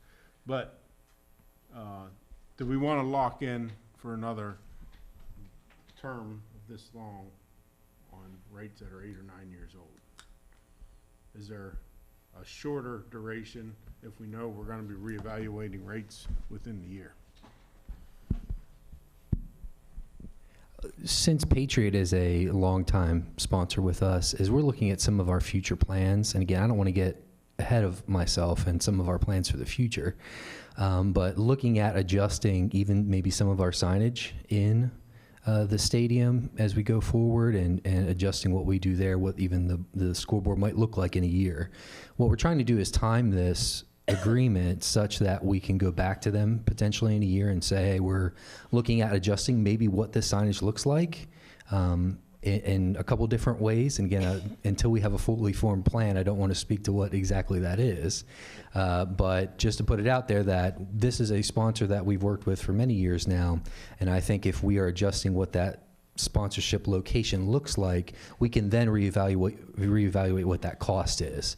And that's a part of the plan here, is that we do this in May so that next May we can go back to them potentially with a new pricing structure and say, this is what your sign might change, might not look this way, but we would have some additional things that we would add to this. But we did want to get them in because their agreement is now lapsed, and so we want to make sure we would have at least a year of those funds coming in. Yeah, short of me reading through the whole contract, I guess maybe the legal part of that would be an opt-out. So there is a way for us to opt out after 1 year or revise it, or? I mean, if we I know can't there's say for gonna be some- certain based on If we know there's the- gonna be some Right. potential for some changes, we might change the landscape. I believe there is. Why If don't we just enter into a 1-year agreement, Right. being upfront with them, that, we're making some changes here.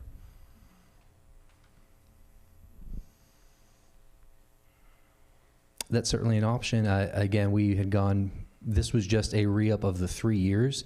They've done now 2 3-year agreements with us. And so that's basically in my talks with them, that's what they're comfortable with. And so we'd like to go with that again so that we can maybe finish those final 2 years out with a new agreement. We could terminate them if they would agree to that after that year. But if some of these plans don't come together, we would like to have them locked into that position based on our long-standing relationship with them. They're already in Caches as well. And so we would like to continue that relationship going. Even if our plans don't work out and we still have that same board up there, we would like to have them locked into that.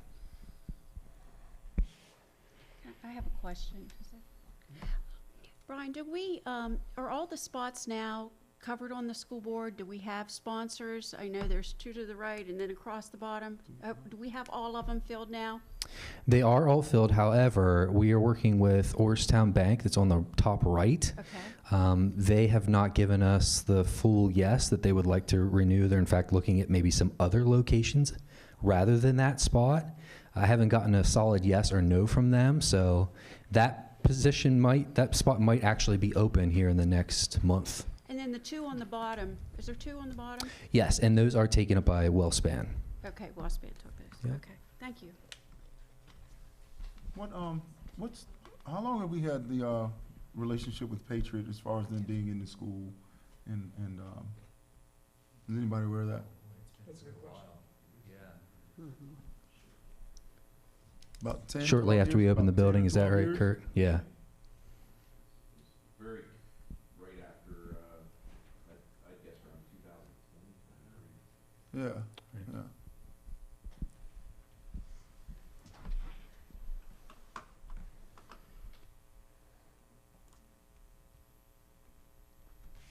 I always think there's something to be said for stability with a long-term relationship that's important. There's value in that.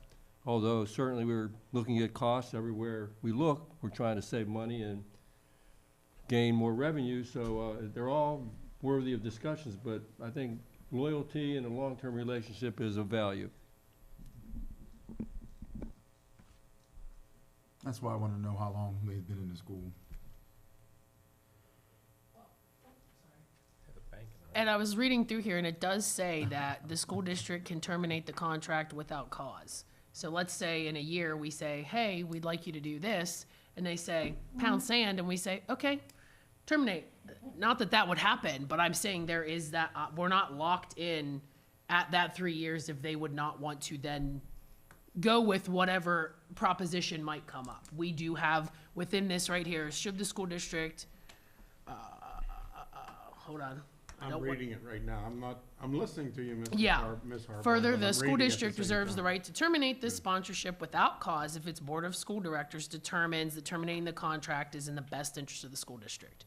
So that pretty much says, hey, if we come to you and say, hey, instead of $7,000, we need 8 or 9 or 10 or whatever, and they say, we don't think we're going to do that, we can say, okay, well, sorry, we know we've had this relationship. Not that that would happen. Patriot, if you're listening, that's not what I'm saying. I'm just saying, I'm just putting it out there, that there is some, wiggle room on our end if whatever they would come up with at that time, maybe it could be discussed, whatever that there's a little room for both parties to have a conversation. If that, you know what I mean? So now that I've read that, I would be okay with the 3 years and not trying to, because then you're still cultivating that relationship in hopes that in good faith, they know what you're trying to do and they've already invested. So it all just comes together and they know you're not trying to, put your kid through college on whatever you're, asking them to do. So. Yeah, we can talk a lot about this, but we want to talk about cultivating a relationship or ruining a relationship. Just wait after 1 year and then pull the rug out from under them. Tell me how that's cultivating a relationship. We've been kicking this can down the road too long on these rates that are almost a decade old. So we'll just keep kicking the can down the road until whenever we get it. So, any other questions or comments? I have one more comment about this. Truth be told, I do my banking at Patriot, so if it comes to a vote and I need to recuse myself, I'm happy to do so. Oh my God. So Brian, maybe I missed this because I was reading that. I assume that I shouldn't assume that. What is your plan you're not just gonna in a year say, hey, this is what we're doing. Maybe conversations will be leading up to that to put them in the frame of mind so it wouldn't be just like, hey, we're here and we're in year 1, whatever, and now whatever. You know what I mean? Not Yes, that you need to give me absolutely.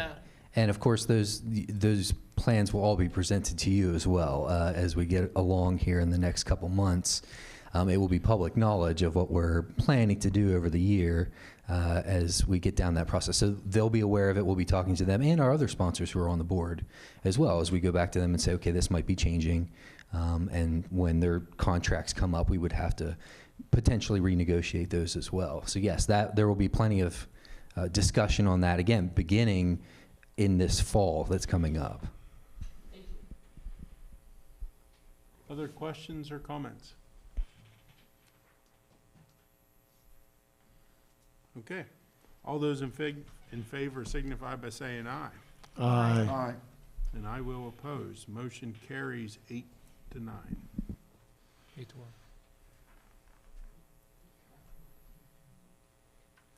Item 6, members of the audience are invited to comment on agenda items. We do have one who signed in, but if you didn't sign in, that's quite all right. Ms. Atherton?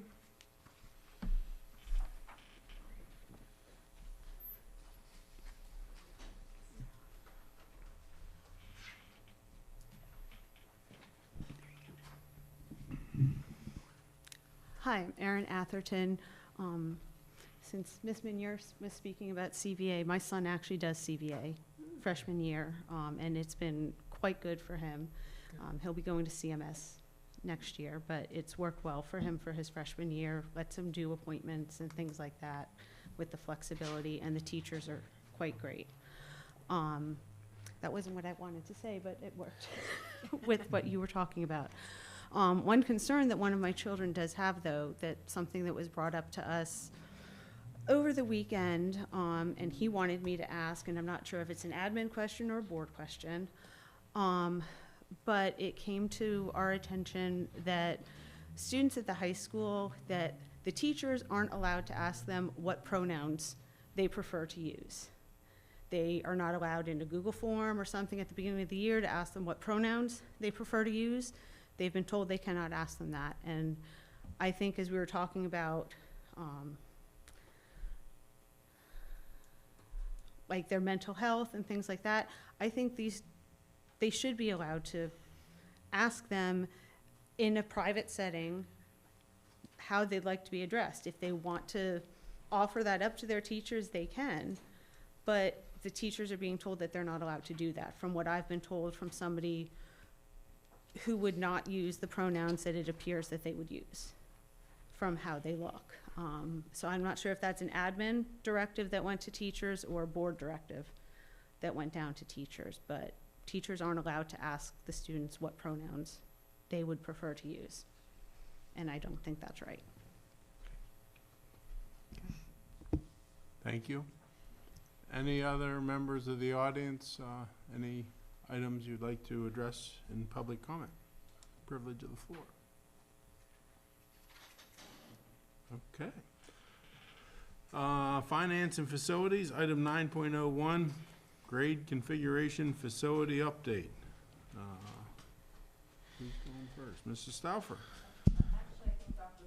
Dr. Long's going first. I'll kick it off while you're handing out a Mr. document. Bigger's going first. Your name's not listed on the agenda. I'm not. Tammy stands up. Yeah, she's got a handout, so we're gonna fill your time so you don't lose any here. So a couple weeks ago, we felt the need to put together just kind of where we are overall, and it's a short brief. Can we afford it? Can we fund it? And what are some of the potential strategic decisions we have to make? So while tonight is not necessarily decision time, it does inform how we move forward in the district. So Mark's gonna go through some of the work he's been doing. Tammy's gonna highlight some of the work she's been working with PFM. And then I'm gonna end with somewhat like the CEP program, which is our options moving forward, because there are some strategic decisions we do have to make in the short term. So with that, Mark, why don't you go first? And it's a handout tonight mainly because this was put together very quickly, and it's our first draft at this information. So as a focus, when we meet with the architects, Matt and I meet with them, and then there's another team that meets with them as well. We always look at the schools of distinction by 2030 and the grade configuration, and also the plan to consolidate within the middle school, and then to focus on the 7 and 8. So with that, the data was requested as from a draw schedule from both architects, and this is what you're going to be looking at right now in your handouts. So on that, there were dates for start and end, and I just wanted to review that. The new middle school, grades 7 and 8, would begin around July 1st, 2025, and finish May 1st, 2029. The new intermediate school, grades 4 to 6, would begin May 2025 and then finish November 1, 2028. If we did Grandview, that would follow the same timeline as the intermediate school. We also met as a group to review different things that could be cost savings. Naturally, the first thing that we looked at was staffing. Through consolidation, you will save in staffing. So we looked at all kinds of different scenarios, but we also looked at elementary and middle schools as far as the savings, and we looked at every employee group that has anything to do with the schools. So with that, the attritional staff savings range from $1.3 to $2.8 million. We're not specifically knowing right now what the number would be based off of enrollment or based off of the school layout and things like that yet. So that's why that range. One-time revenue from possible sale of the buildings, and those buildings would be Lurgan, Guilford Hills, the Koch building, and North, are $4.6 to $6.25 million. We're hoping that if we do that at some point, that some people that want to put some properties on our properties would be great, because then we could get tax revenue back in from that. Then the operational savings, this was estimated by Matt Varner at around $500,000 for those buildings as well. We're also looking at other areas that we can save in, but we do not have estimates there on those items as of yet. So a total estimated range of savings to date would be $6.2 to $9.55 million. So at this point, that's where I end, and Mrs. Stauffer begins with her finances. May I ask a question then before Ms. Stauffer gets going? So on the staff savings or even the operational savings, not the one-time savings, I understand that, but those savings will accrue over a long period of time. So every year you'll get savings. And so is there some finite, say, over the life of something, you're gonna say, we can amass a lot more than just what these numbers show? I'm sure there is. I didn't do that part of it, but, Okay, yeah, I would think. fair enough. I think the term when you do attritional savings or reoccurring, you're really just deferring your future costs out further. Because eventually you're gonna catch up to the same staff and salary you are now. Yeah. Yeah, so it's really hard, but yeah, you're deferring your cost improvements, Okay. or your cost increases.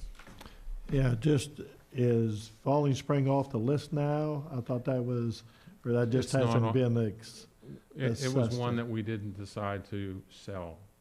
Okay, okay. And just be clear, these are all discussions, there's no Yes, definitive yeah, anything. sure, Yes, sure. correct. Thank you. At one point, I was thinking that the completion date for 4-6 was earlier. Am I mistaken? Am I just not remembering correctly, or did that get pushed back at some point? It did get pushed back. Okay, It just, it's a ballpark date right now. okay. Until we go out to bid and find out from the civil engineer and others what they can do together as far as working together and what they can't do according to rules. I think what I presented at the forums, I said the earliest would be opening the fall of '28. Okay, for That's some the reason I was thinking 27, but, Yeah. Earliest was fall of '28. Yeah. 28. so now we're beyond that, Yeah. most likely, but we really don't know. I know there's increased costs if you rush a project too much, because you make mistakes and you don't think through things like you would like to. On the other side, though, there's increased costs with waiting too, so that's a concern I have. So, I was also, for the future, if we could have maybe a bulleted list, I know it won't be all-inclusive, on the one-time savings, what areas exactly are you looking at? And also for the attritional staff savings. Now, you'll have attritional staff savings, you have that every year with people who retire and so forth. Right. So we want to make sure that's not included, because that's Correct. usually used in your budget for the following year, so you don't want to include that. But if we're going down numbers of staff members because of consolidating, then that's a, I believe that is what Mark and Kurt worked on, was an estimate of the number of staffing positions that could Correct. be reduced based on this realignment. yeah. Okay. But if we could have some bulleted eventually. Yeah, Sure. for sure. I'm good, okay. So on page 2 of the document that you have, based on the information that Dr. Long and Matt Varner worked with our architects on, they were able to provide a preliminary draw schedule. So what I did was ask John Fry, who you all remember is our PFM financial advisor, to give us an estimate of being able to finance both the 7-8 project and the 4-6 project. So the intermediate school estimate was around $113,900,000, and the middle school was $117 million. So we were looking at funding $230,900,000 for those two projects. And in the first box on your handout, you'll see that this has a couple of assumptions. We do currently have the 2023 bond that we took out in anticipation of doing some infrastructure work at both CAMS South and CAMS North. We've used a little bit of that bond on some capital projects, but we would use the $8.4 million that is sitting in that bond to offset these two projects. This also assumes interest would be earned on the money that we are borrowing and not using right away, of about $4.6 million. And in order to be able to afford this $230 million, almost $231 million project, we would need to build our debt service fund up by overfunding it each year so that we create a surplus in the debt service fund. This year, going into the 25-26 school year, I have in the existing budget, the proposed final, or well, actually it will be the final, has $7.5 million of excess debt service money. That's above and beyond the existing debt service. And again, it's just getting us to the point where we can ramp up to what becomes almost $28 million of debt in the 29-30 fiscal year. And then again, to do this, we would need to make a commitment of overfunding the out years by another $2 million each year. That will get us close to the $28 million in the time frame that we need. So that's the first two buildings. For Grandview, we would be proposing looking at a cash option for this. The goal would be to have $39 million. I believe that's about where Grandview came in. And again, the assumption is that we are able to overfund the debt service in order to ramp up a cash basis.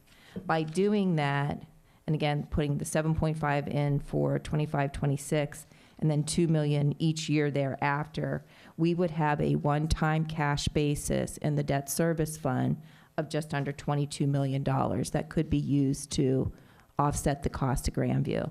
Our need then would be to fund about $17 million, either through additional, hopefully, cash reserves, or we would possibly be looking at another bond in the outer years. With that, I'm going to, unless there's questions, I'll turn it over to Mr. Bigger. Everybody good with that? I'll just, not necessarily a question, but a comment.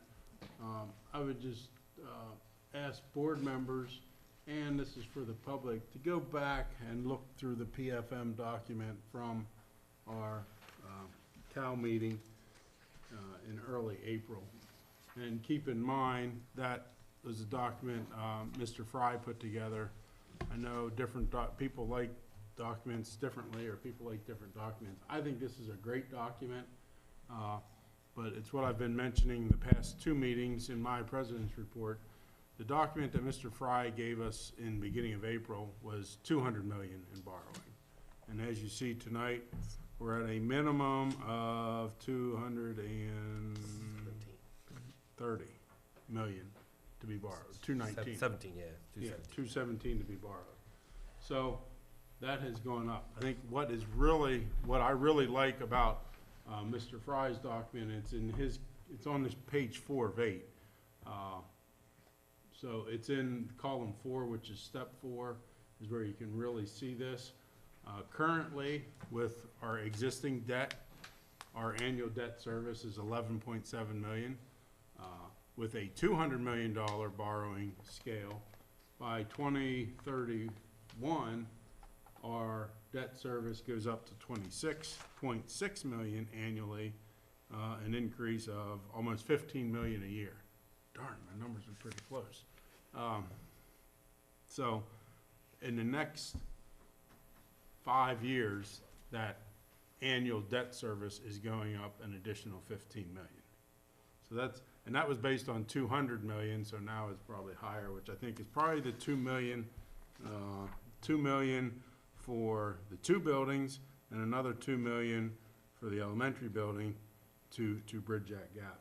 Because the other thing, just for comparison, when you get a chance to do some good late night reading, if you go to sheet 5 of 8 on Mr. Fry's document, that's where, based on it, he showed this incremental increase, and in future years.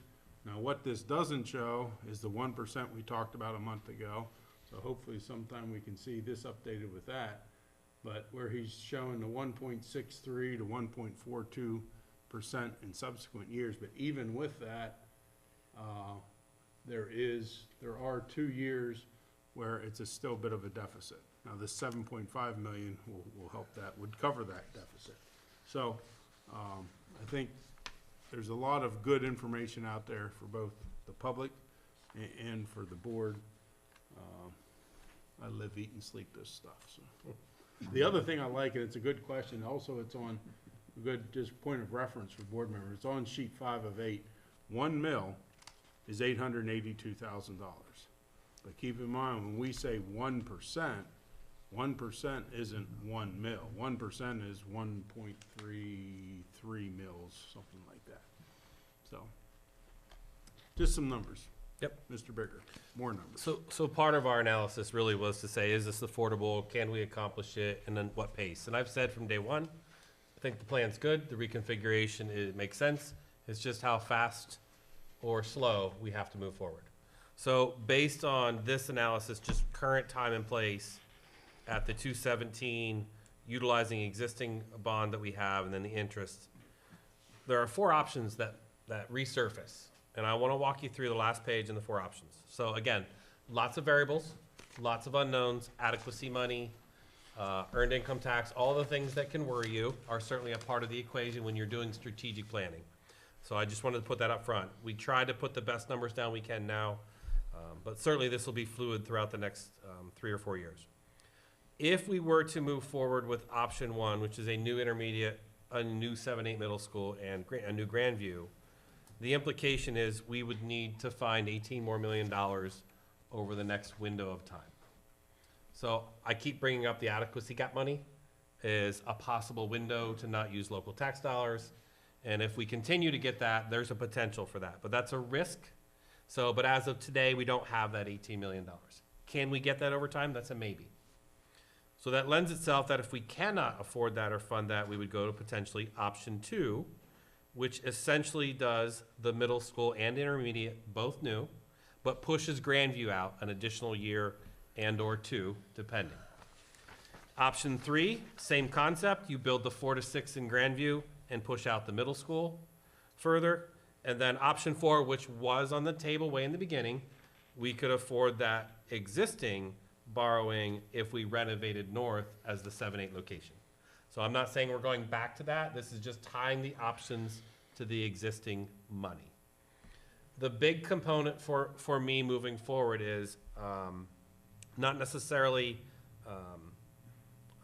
the dollar figures at this point. Is we're starting the design process. So we're designing a new middle school, or are we looking back to the 7-8 at Camps North?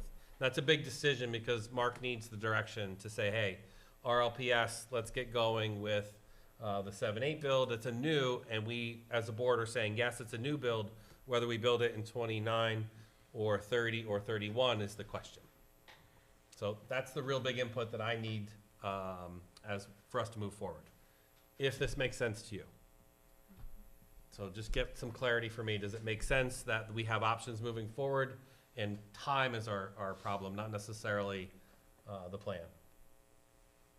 And do you have preferred options? I don't want to call you out on the spot, but are there preferred in the room based on what you heard? Or at least start narrowing this list down. Yeah, We need to correct. start, we need to start getting this list down to Right. the preferred option. Thoughts or comments, board? North is the only one that's mentioned. And is a 4, option 4. Yeah, that one was a more an $85 to $90 million renovation addition, combined with the Grandview and 4 to 6 was affordable in the existing structure that Tammy's provided. That's not new build, that's renovating. Renovate and add on, correct. I assume that the new middle is, we're assuming that's itself, that's why it doesn't say. That's correct. I think option 3 is my least favorite of the 4 because I feel like we've been kicking the can on the middle schools for quite a few years. And that would mean, yeah, it just feels like a long ways away. I think your challenge, go ahead, you guys talk for a little bit. Yeah, that's my least favorite of the 4.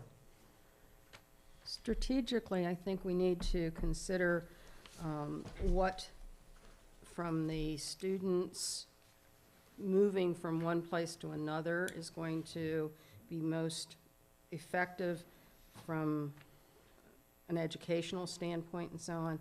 I really think that option 3 has a lot more potential to get that grade reconfiguration happening in an effective way in the primary intermediate level.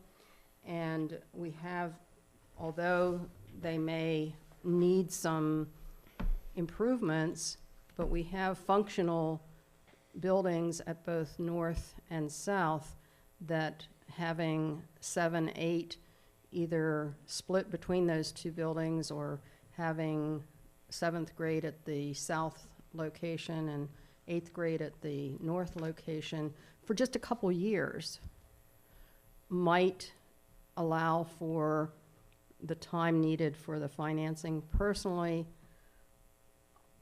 I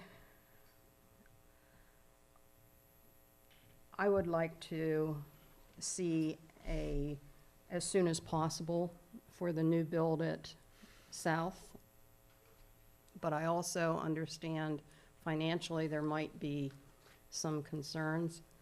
The efficiency of building both buildings at the same time at the one location, I think I understand has some financial benefit. And so I really think that we need a little more information from those people who are more expert in the construction and the educational processes of moving students from our current configuration to a reconfiguration, rather than at this point just saying we like this one or that one. I don't think we have quite enough information as to the pros and the cons, the risks and the benefits of the options between 2 and 3, or between any of them. I think there's a couple that I would, particularly 4, I would like to, if you want to narrow it down, I think 4 is not the way to go. Well, eventually we need to get to 1, absolutely. Well, if we can narrow it from 4 to 3, we're moving in a positive direction. If you want to go 4 to 2, options 2 and 3 are amenable to me. 1 is, that's a big stretch for me, because you're doing all Right. things at the same time. 4, at this point, renovating, it just doesn't make any sense to me up there. That's me. So, I mean, options 2 and 3, I'm very interested in hearing pros and cons of that, as of, you know, which should wait, Grandview or the middle school. But that's just where I'm at. So I'd be interested to hear where everybody else is at too. So if you want to split it in half, go from 4 to 2, I'm amenable to 2 and 3. Yeah, I would agree. 2 and 3 are the best, I think, in my opinion. 4 to renovate is just, I think, would be foolish, you know, altogether. And again, 1 is as the chair of the board said, it's a heavy lift. You know, it's a heavy lift. You say it. You know. As for me, I'll cut to the chase. I like number 2. That's my option. I'm at 2 as well. I'm hearing some people say 2 or 3, and I already said 3 is my least favorite. So I'm at 2. Well, yeah, if you Hold on a minute, Dr. Yeah. Diller and Yeah, Stephanie and Lance. I'm at Your 2, I'm at 2 or 3, 2 and 3, if we're taking it down to 2. But the other thing, and I know you guys will probably say you're off base here, you're going somewhere else, but what are we doing about, it says down here, Career Magnet School or Ignite, you know, I know you want expansion at those levels. Are you looking at something you want to do there, additional funding that's going to be needed, or what's that look like? All of those could be potential funding needs. So the Learning Center was looking to do, I think, $8 or $9 million to just improve the Learning Center. I don't know who sits on that board. So I don't know where that is. I know we put a hold on that, but that's a liability to us. I just want to identify there's more to our liabilities financially than just the 4 options. Well, I think that impacts things, It though. does. It means don't spend all your money on these 3 Well, buildings. for example, you know, we just If you hired want a director for the high Right. school that we want to have more certifications for Right. kids. We can't get everyone in to the career center, or we can't get everybody in. Right. So if we're looking for money even beyond this, That's correct. what are we going to do? What's that Right. look like? Yep. I can't make a decision on 2 and 3. What I don't Right. kind of know, what do we want to do with that? They're in feasibility study mode right now. CMS 2.0, Ignite, and Career Tech are all in feasibility mode. So they're studying with an architect, so sits on the Career Tech board. Crabtree Robot is working through that process that we already went through. Okay, but for us, though, even though they're going through that study, we want more kids being able to Right. we want a center, more, you know, at the Career Magnet. So what's that look like? Yeah. Does that mean one of the existing schools that we have now Right. becomes that center, or are we gonna be coming back and have more money that we need and So we're let already me struggling? let me answer that in the short term. Go ahead. Let me try that, just Go because ahead. we want to hear from Stephanie and Lance before we get too far here. But Yeah, I'm sorry, I I think the just- takeaway from this, and they're great points, Dr. Joe, but I think the takeaway, right, our work is never over. Yeah, I agree with that, but So, you know, the past month and a half, I've been saying, oh, it's 3 buildings, not 2. Well, guess what? It's 3 buildings plus now these other things. So our work is never over. So we need to keep we need to keep that in front of us, but it's a couple rows back versus the first 3. But it's definitely something, and I appreciate, Chris, you putting it on here again, just to keep everything transparent that, and I have a comment or thought on those, but I want to hear from, on options 1 through 4, Mrs. Gauss and Mr. Walker first, and then we'll go back to you, Steve. Option 2 is my favorite. After serious consideration, immediately excluding option number 4. Yeah, I'm looking at 2 and 3 myself. Yeah, all the other stuff in the first one, I think that's gonna have us way out over our skis. I think one of my colleagues said over there.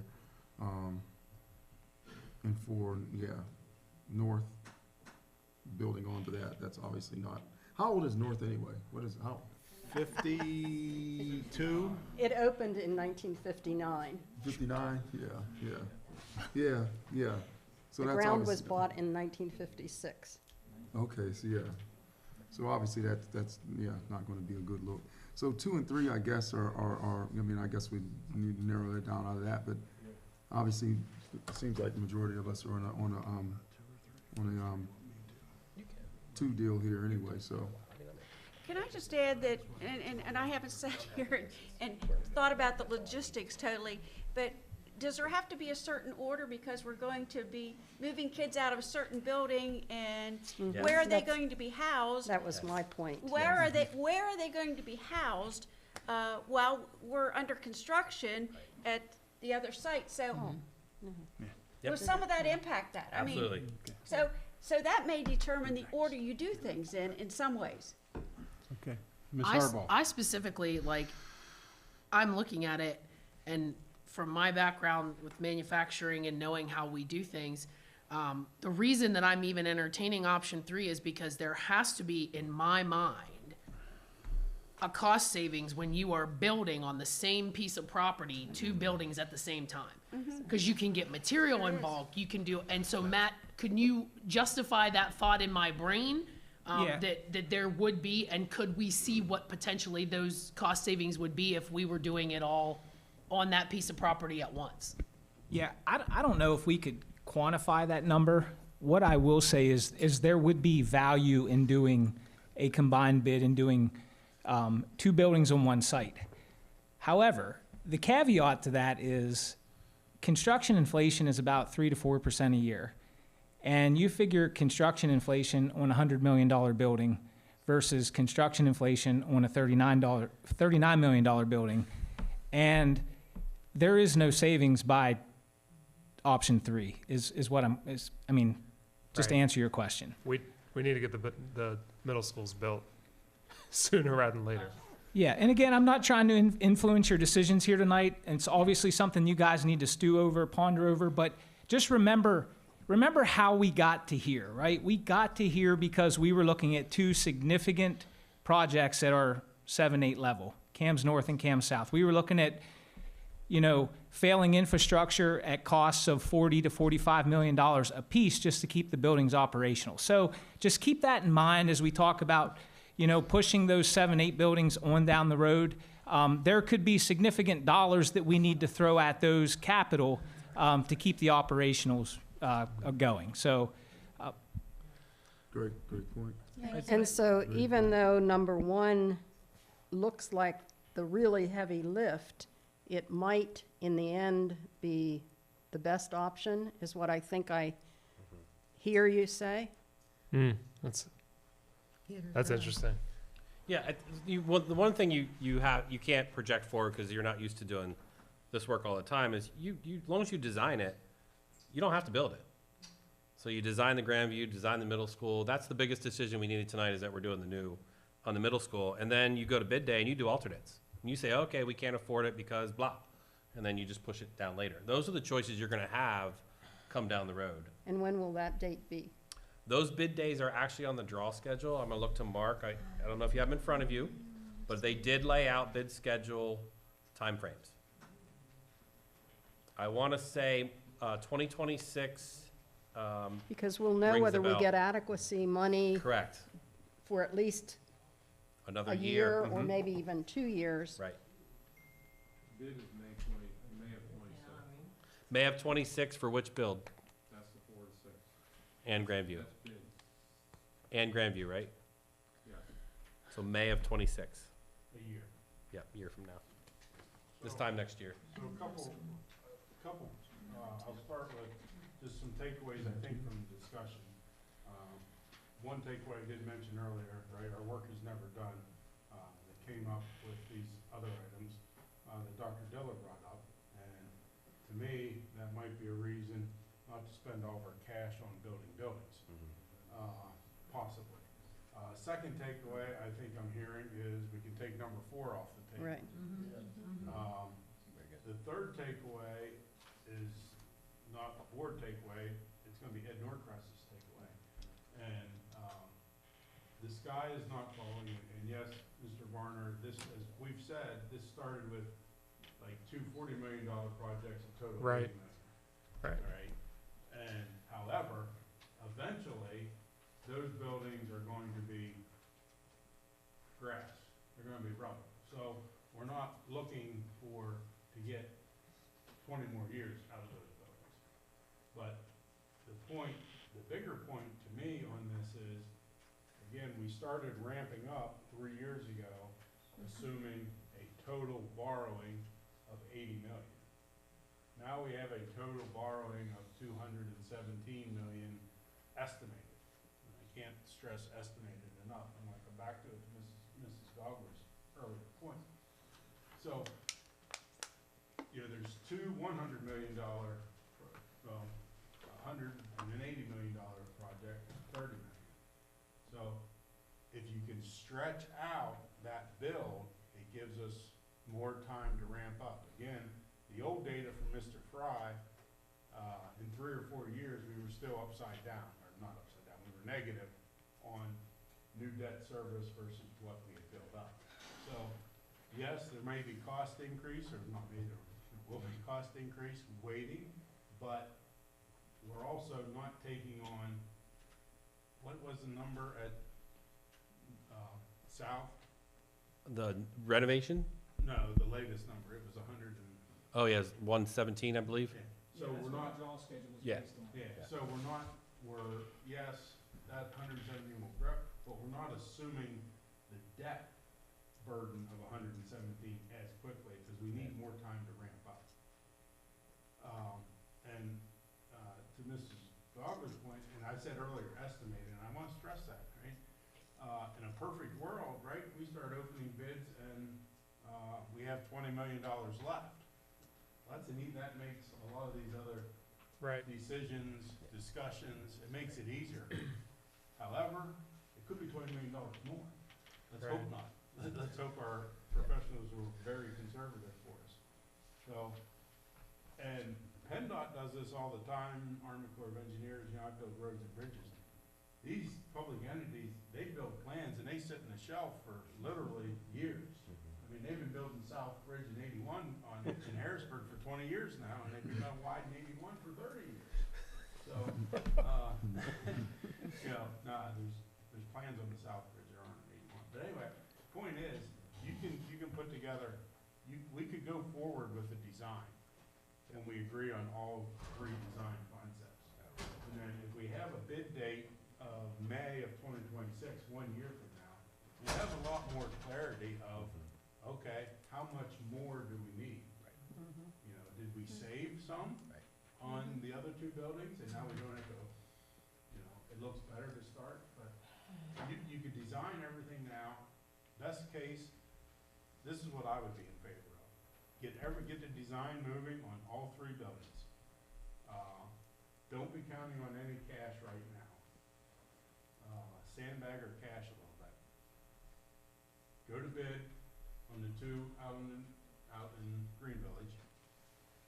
In a year, we'll have a good number, and if we feel good with our financial position, as soon as we get those bids, we cut loose the bid process on the new south building, and you can probably have that project bid, if the drawings are already done, you can probably have it turned around for bid in 3 months, 4 months tops, I would think.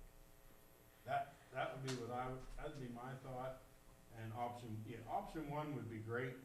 I think we would all love that in a perfect world, but, I'm driving a new pickup truck, but my new pickup truck is 5 years old, because, just couldn't afford a new pickup truck. We live within our budgeted resources. That's right. So Chris, Yeah. maybe you can put a educational I will. logistics twist on this. I will, just for note of the time frame on the draw, or the bid day, that hopefully we'll stick to with Mark. The first borrow would be March of '26. So just note that on the existing plan that was in front of you, that's the first time we would come to you, or I'm sorry, September of '25 would be the first borrow of $9 million to continue the design and pay for all that. And then the first large borrow is right around the same time frame, right before bid day. So we can play with those dates and months as well. So don't feel that those are static. Those are flexible. Yeah, right. Or yeah, they're flexible, Right. sorry. The last topic, to Mrs. Diller's really good question on CMS 2.0 Ignite. We do want to analyze the impact potential of some of our decisions. If you remember, aligning the block schedule of Cassius to CMS to Career Tech will potentially increase opportunities for more students to go to CMS. We're talking about having maybe the Career Tech students go from Cassius to CMS, or to Career Tech from Cassius instead of CMS. There you go. And that could automatically There increase you go. a bunch of students Yeah. to CMS to a good fulfill the need. So we have to analyze what the return on those numbers, ask the students. So a little more time on that one might help, and say, hey, if we get 125 to 150 more students to CMS, just because of the schedule change, we might not need to do as much facility improvements out there or expansion. So that's part one. Learning Center is the Career Tech, or the superintendents together with the IU. So that one will be in feasibility study here real soon. We did put a hold on that one. That was on the fast track, and we did slow that one down, because we don't know the long-term implications of the Franklin Learning Center. And also, as we build our schools, it will matter what special ed classrooms we build. So, and we're talking about programmatically making some adjustments to bring some of our students back if we build the right classrooms in our schools, which could significantly increase maybe our need for as many students at the Learning Center. So some of those that's why they're on the study still, not on the exact just yet. And there could be cost savings as you bring them back. There could be, yes. Yes. So, end of big report for me. Back to board members, questions, comments? I appreciate your experience in the construction world, and I like the idea of developing the plans and having them on the, in hand, so then we can make decisions then with respect to finances and where we want to go next. But I think that's a good approach.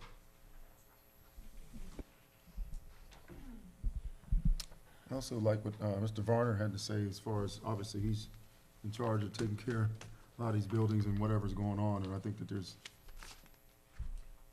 a lot of value to his opinion also when it comes to whether it's building new or whatever it is that we're doing. So thank you for that input. There's also eventually here, there'll be some funding that North is a valuable property. That, eventually if we're not renovating that, that's going to be helpful too.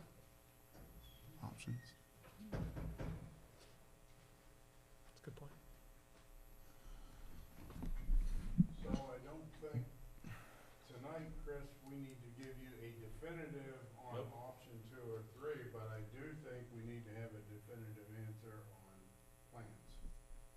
If if we're looking for a bid date a year from now, you Well- need to cut architects loose on Yeah. concept. I think by ruling out option 4, you've given us permission to get going on the design of all 3. It's a matter of when. Yes, I agree, I agree. Yep. And each site is a little different on time frame, so I can't force them to all go at the same time. Don't ask me to do that. You can do it. No, we really appreciate the option 4 being removed. That gives me everything I need to do to go full steam. Mark, Matt, same thing? Yeah, I'm just asking a question. Do we need authority from the board to move forward with design, or was that given here tonight? We'll circle back to both architects to confirm if they need anything of official action. Should we vote now? I mean, we're here. We can't add it to the Because we- agenda. No, we It's can't. not on the. Yeah, I because don't it's think, not on the yeah, it has agenda. to be on 24 hours in advance. Let me verify Fair that. enough. Good point. I think at some point they're gonna want something formalized. I don't know, I'm gonna go back to one of my rules of thumb. It's not, do we have to, it's should we. I think we Yeah. should vote on it. Uh-huh. Whether we have to or not, I mean, it's big. Yeah. It's millions, it's not Yeah. thousands of dollars. But you have enough direction that that can wait till June anyways, so. Correct. Yes. Yes.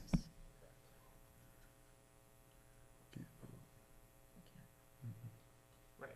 It's not an option. No, it has to be on the agenda. Okay, anything else on this item this evening? Please. I'm hungry. Section 10, policy and legislation, first reading of policies. It's not listed.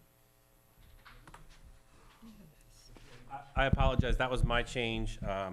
We're gonna list them as first and second read, and then they're batched within the document, rather than doing each one. So it makes it easier. You can do the same process, pulling one out if you want it separate, but it would make the agenda read certainly a lot longer. This was just a more efficient way to post it. Makes sense.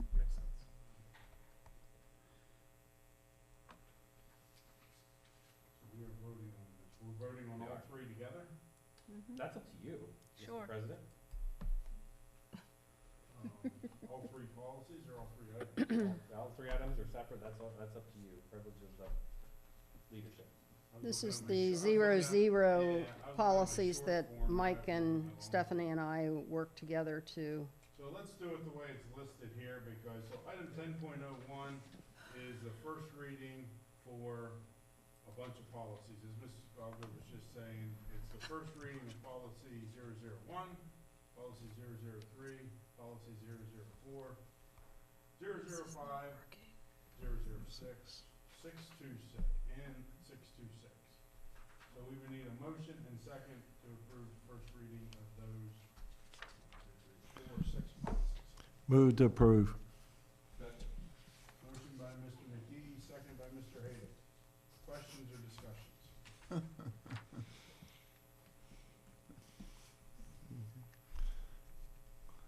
All right, hearing none, all those in favor signify by saying aye. Aye. Opposed? Ayes have it, so moved. Item 10.02 would be the retirement of policy 004.1 and 006.1. Motion and second, please. Move to approve. Second. Motion by Mrs. Gogler, second by Dr. Diller. Questions or discussions? All those in favor signify by saying aye. Aye. Opposed? Ayes have it, so moved.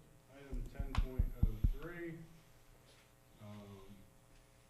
approving policies with no changes. We have to approve policies with no changes? Yes, so there's a review date on it. Oh, okay.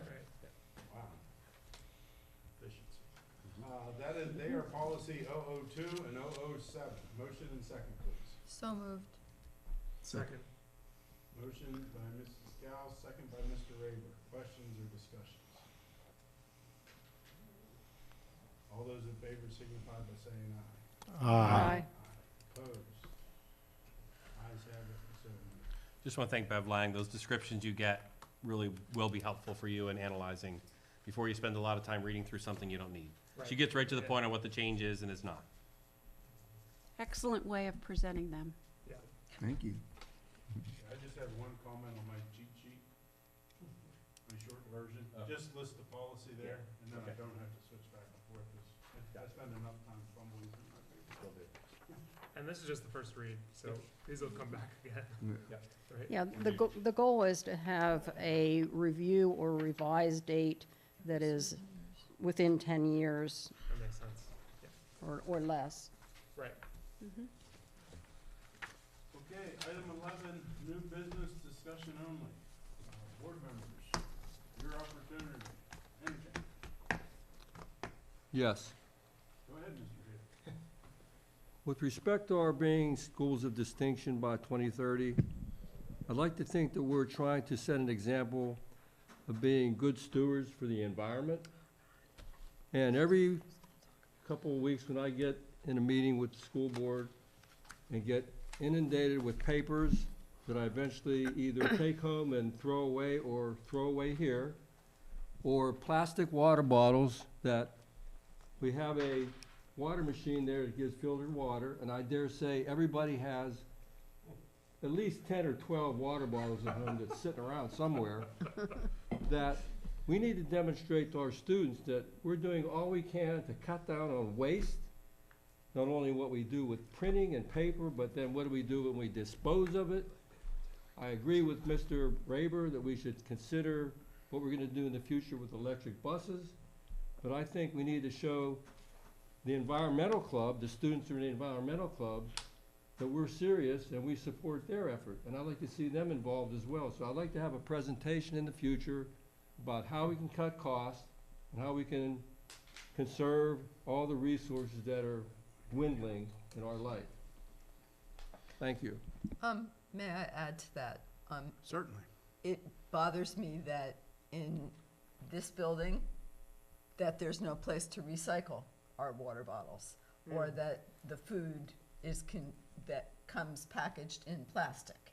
And some of us take stuff home with us, some of us bring our own water bottles, but I agree with Mr. Haydock that we need to be setting an example in all things when it comes to the environment and the climate that we live in. I'd like to hear what we're doing as a district. I'll just throw one thing out, and sort of with Mr. Haydock's comment, over at Career Tech, they do provide the option, you know. Some people prefer paper, some people prefer their computer screen. So at Career Tech, you know, a board member has the option to use either or, and sometimes both. I think it'd be great if we put the option out there for everybody. I like to have my paper because I take a lot of notes and I review them, and it's very helpful. I'm okay with bringing my water bottle, but I prefer to have paper. Well, and I recognize that different board members have different time schedules as far as the ability to have reviewed the agenda and read carefully the information in advance of the meeting. And so I think that sometimes the paper allows that person who maybe hasn't had time to look at the online information as thoroughly, to have something in front of them in a much more readily readable fashion than scrolling through their computer.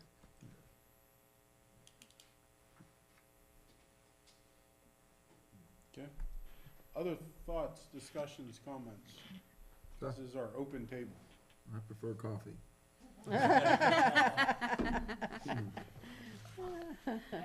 Cream or sugar? Black. Are you going to talk about the trip to Dallastown? Thank you. You're welcome. Yes, I am. Perfect setup. Well, you are now. Yes. Takes a village. So the admin is planning a trip to Dallastown to look at the building, because 4-6, because maybe there's things that they want to see in that building that they think will work in Chambersburg. So if there's, just want to throw it out there, if there are any board members interested, Chris can provide that date or dates whenever they are. It's gonna be the And week just of, in a minute, and then I would say just get back to, you want to get back to Mark, want to get back to Chris, and then, you know, he can plan transportation accordingly. You know, it's open to any board member. If all 9 of us want to go, you just have to get another bus, that's all. You guys can drive yourselves, we're taking the bus. Okay. Yeah. Or drive yourself. right now, it'll be the week of the 9th. I'm sorry? What month? June. June 9th.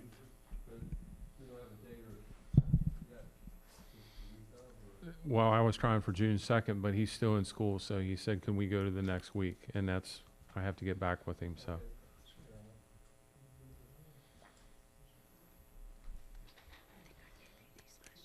Thank you, Ms. Harbaugh.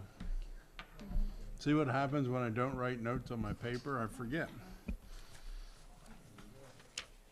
Any other items for discussion this evening?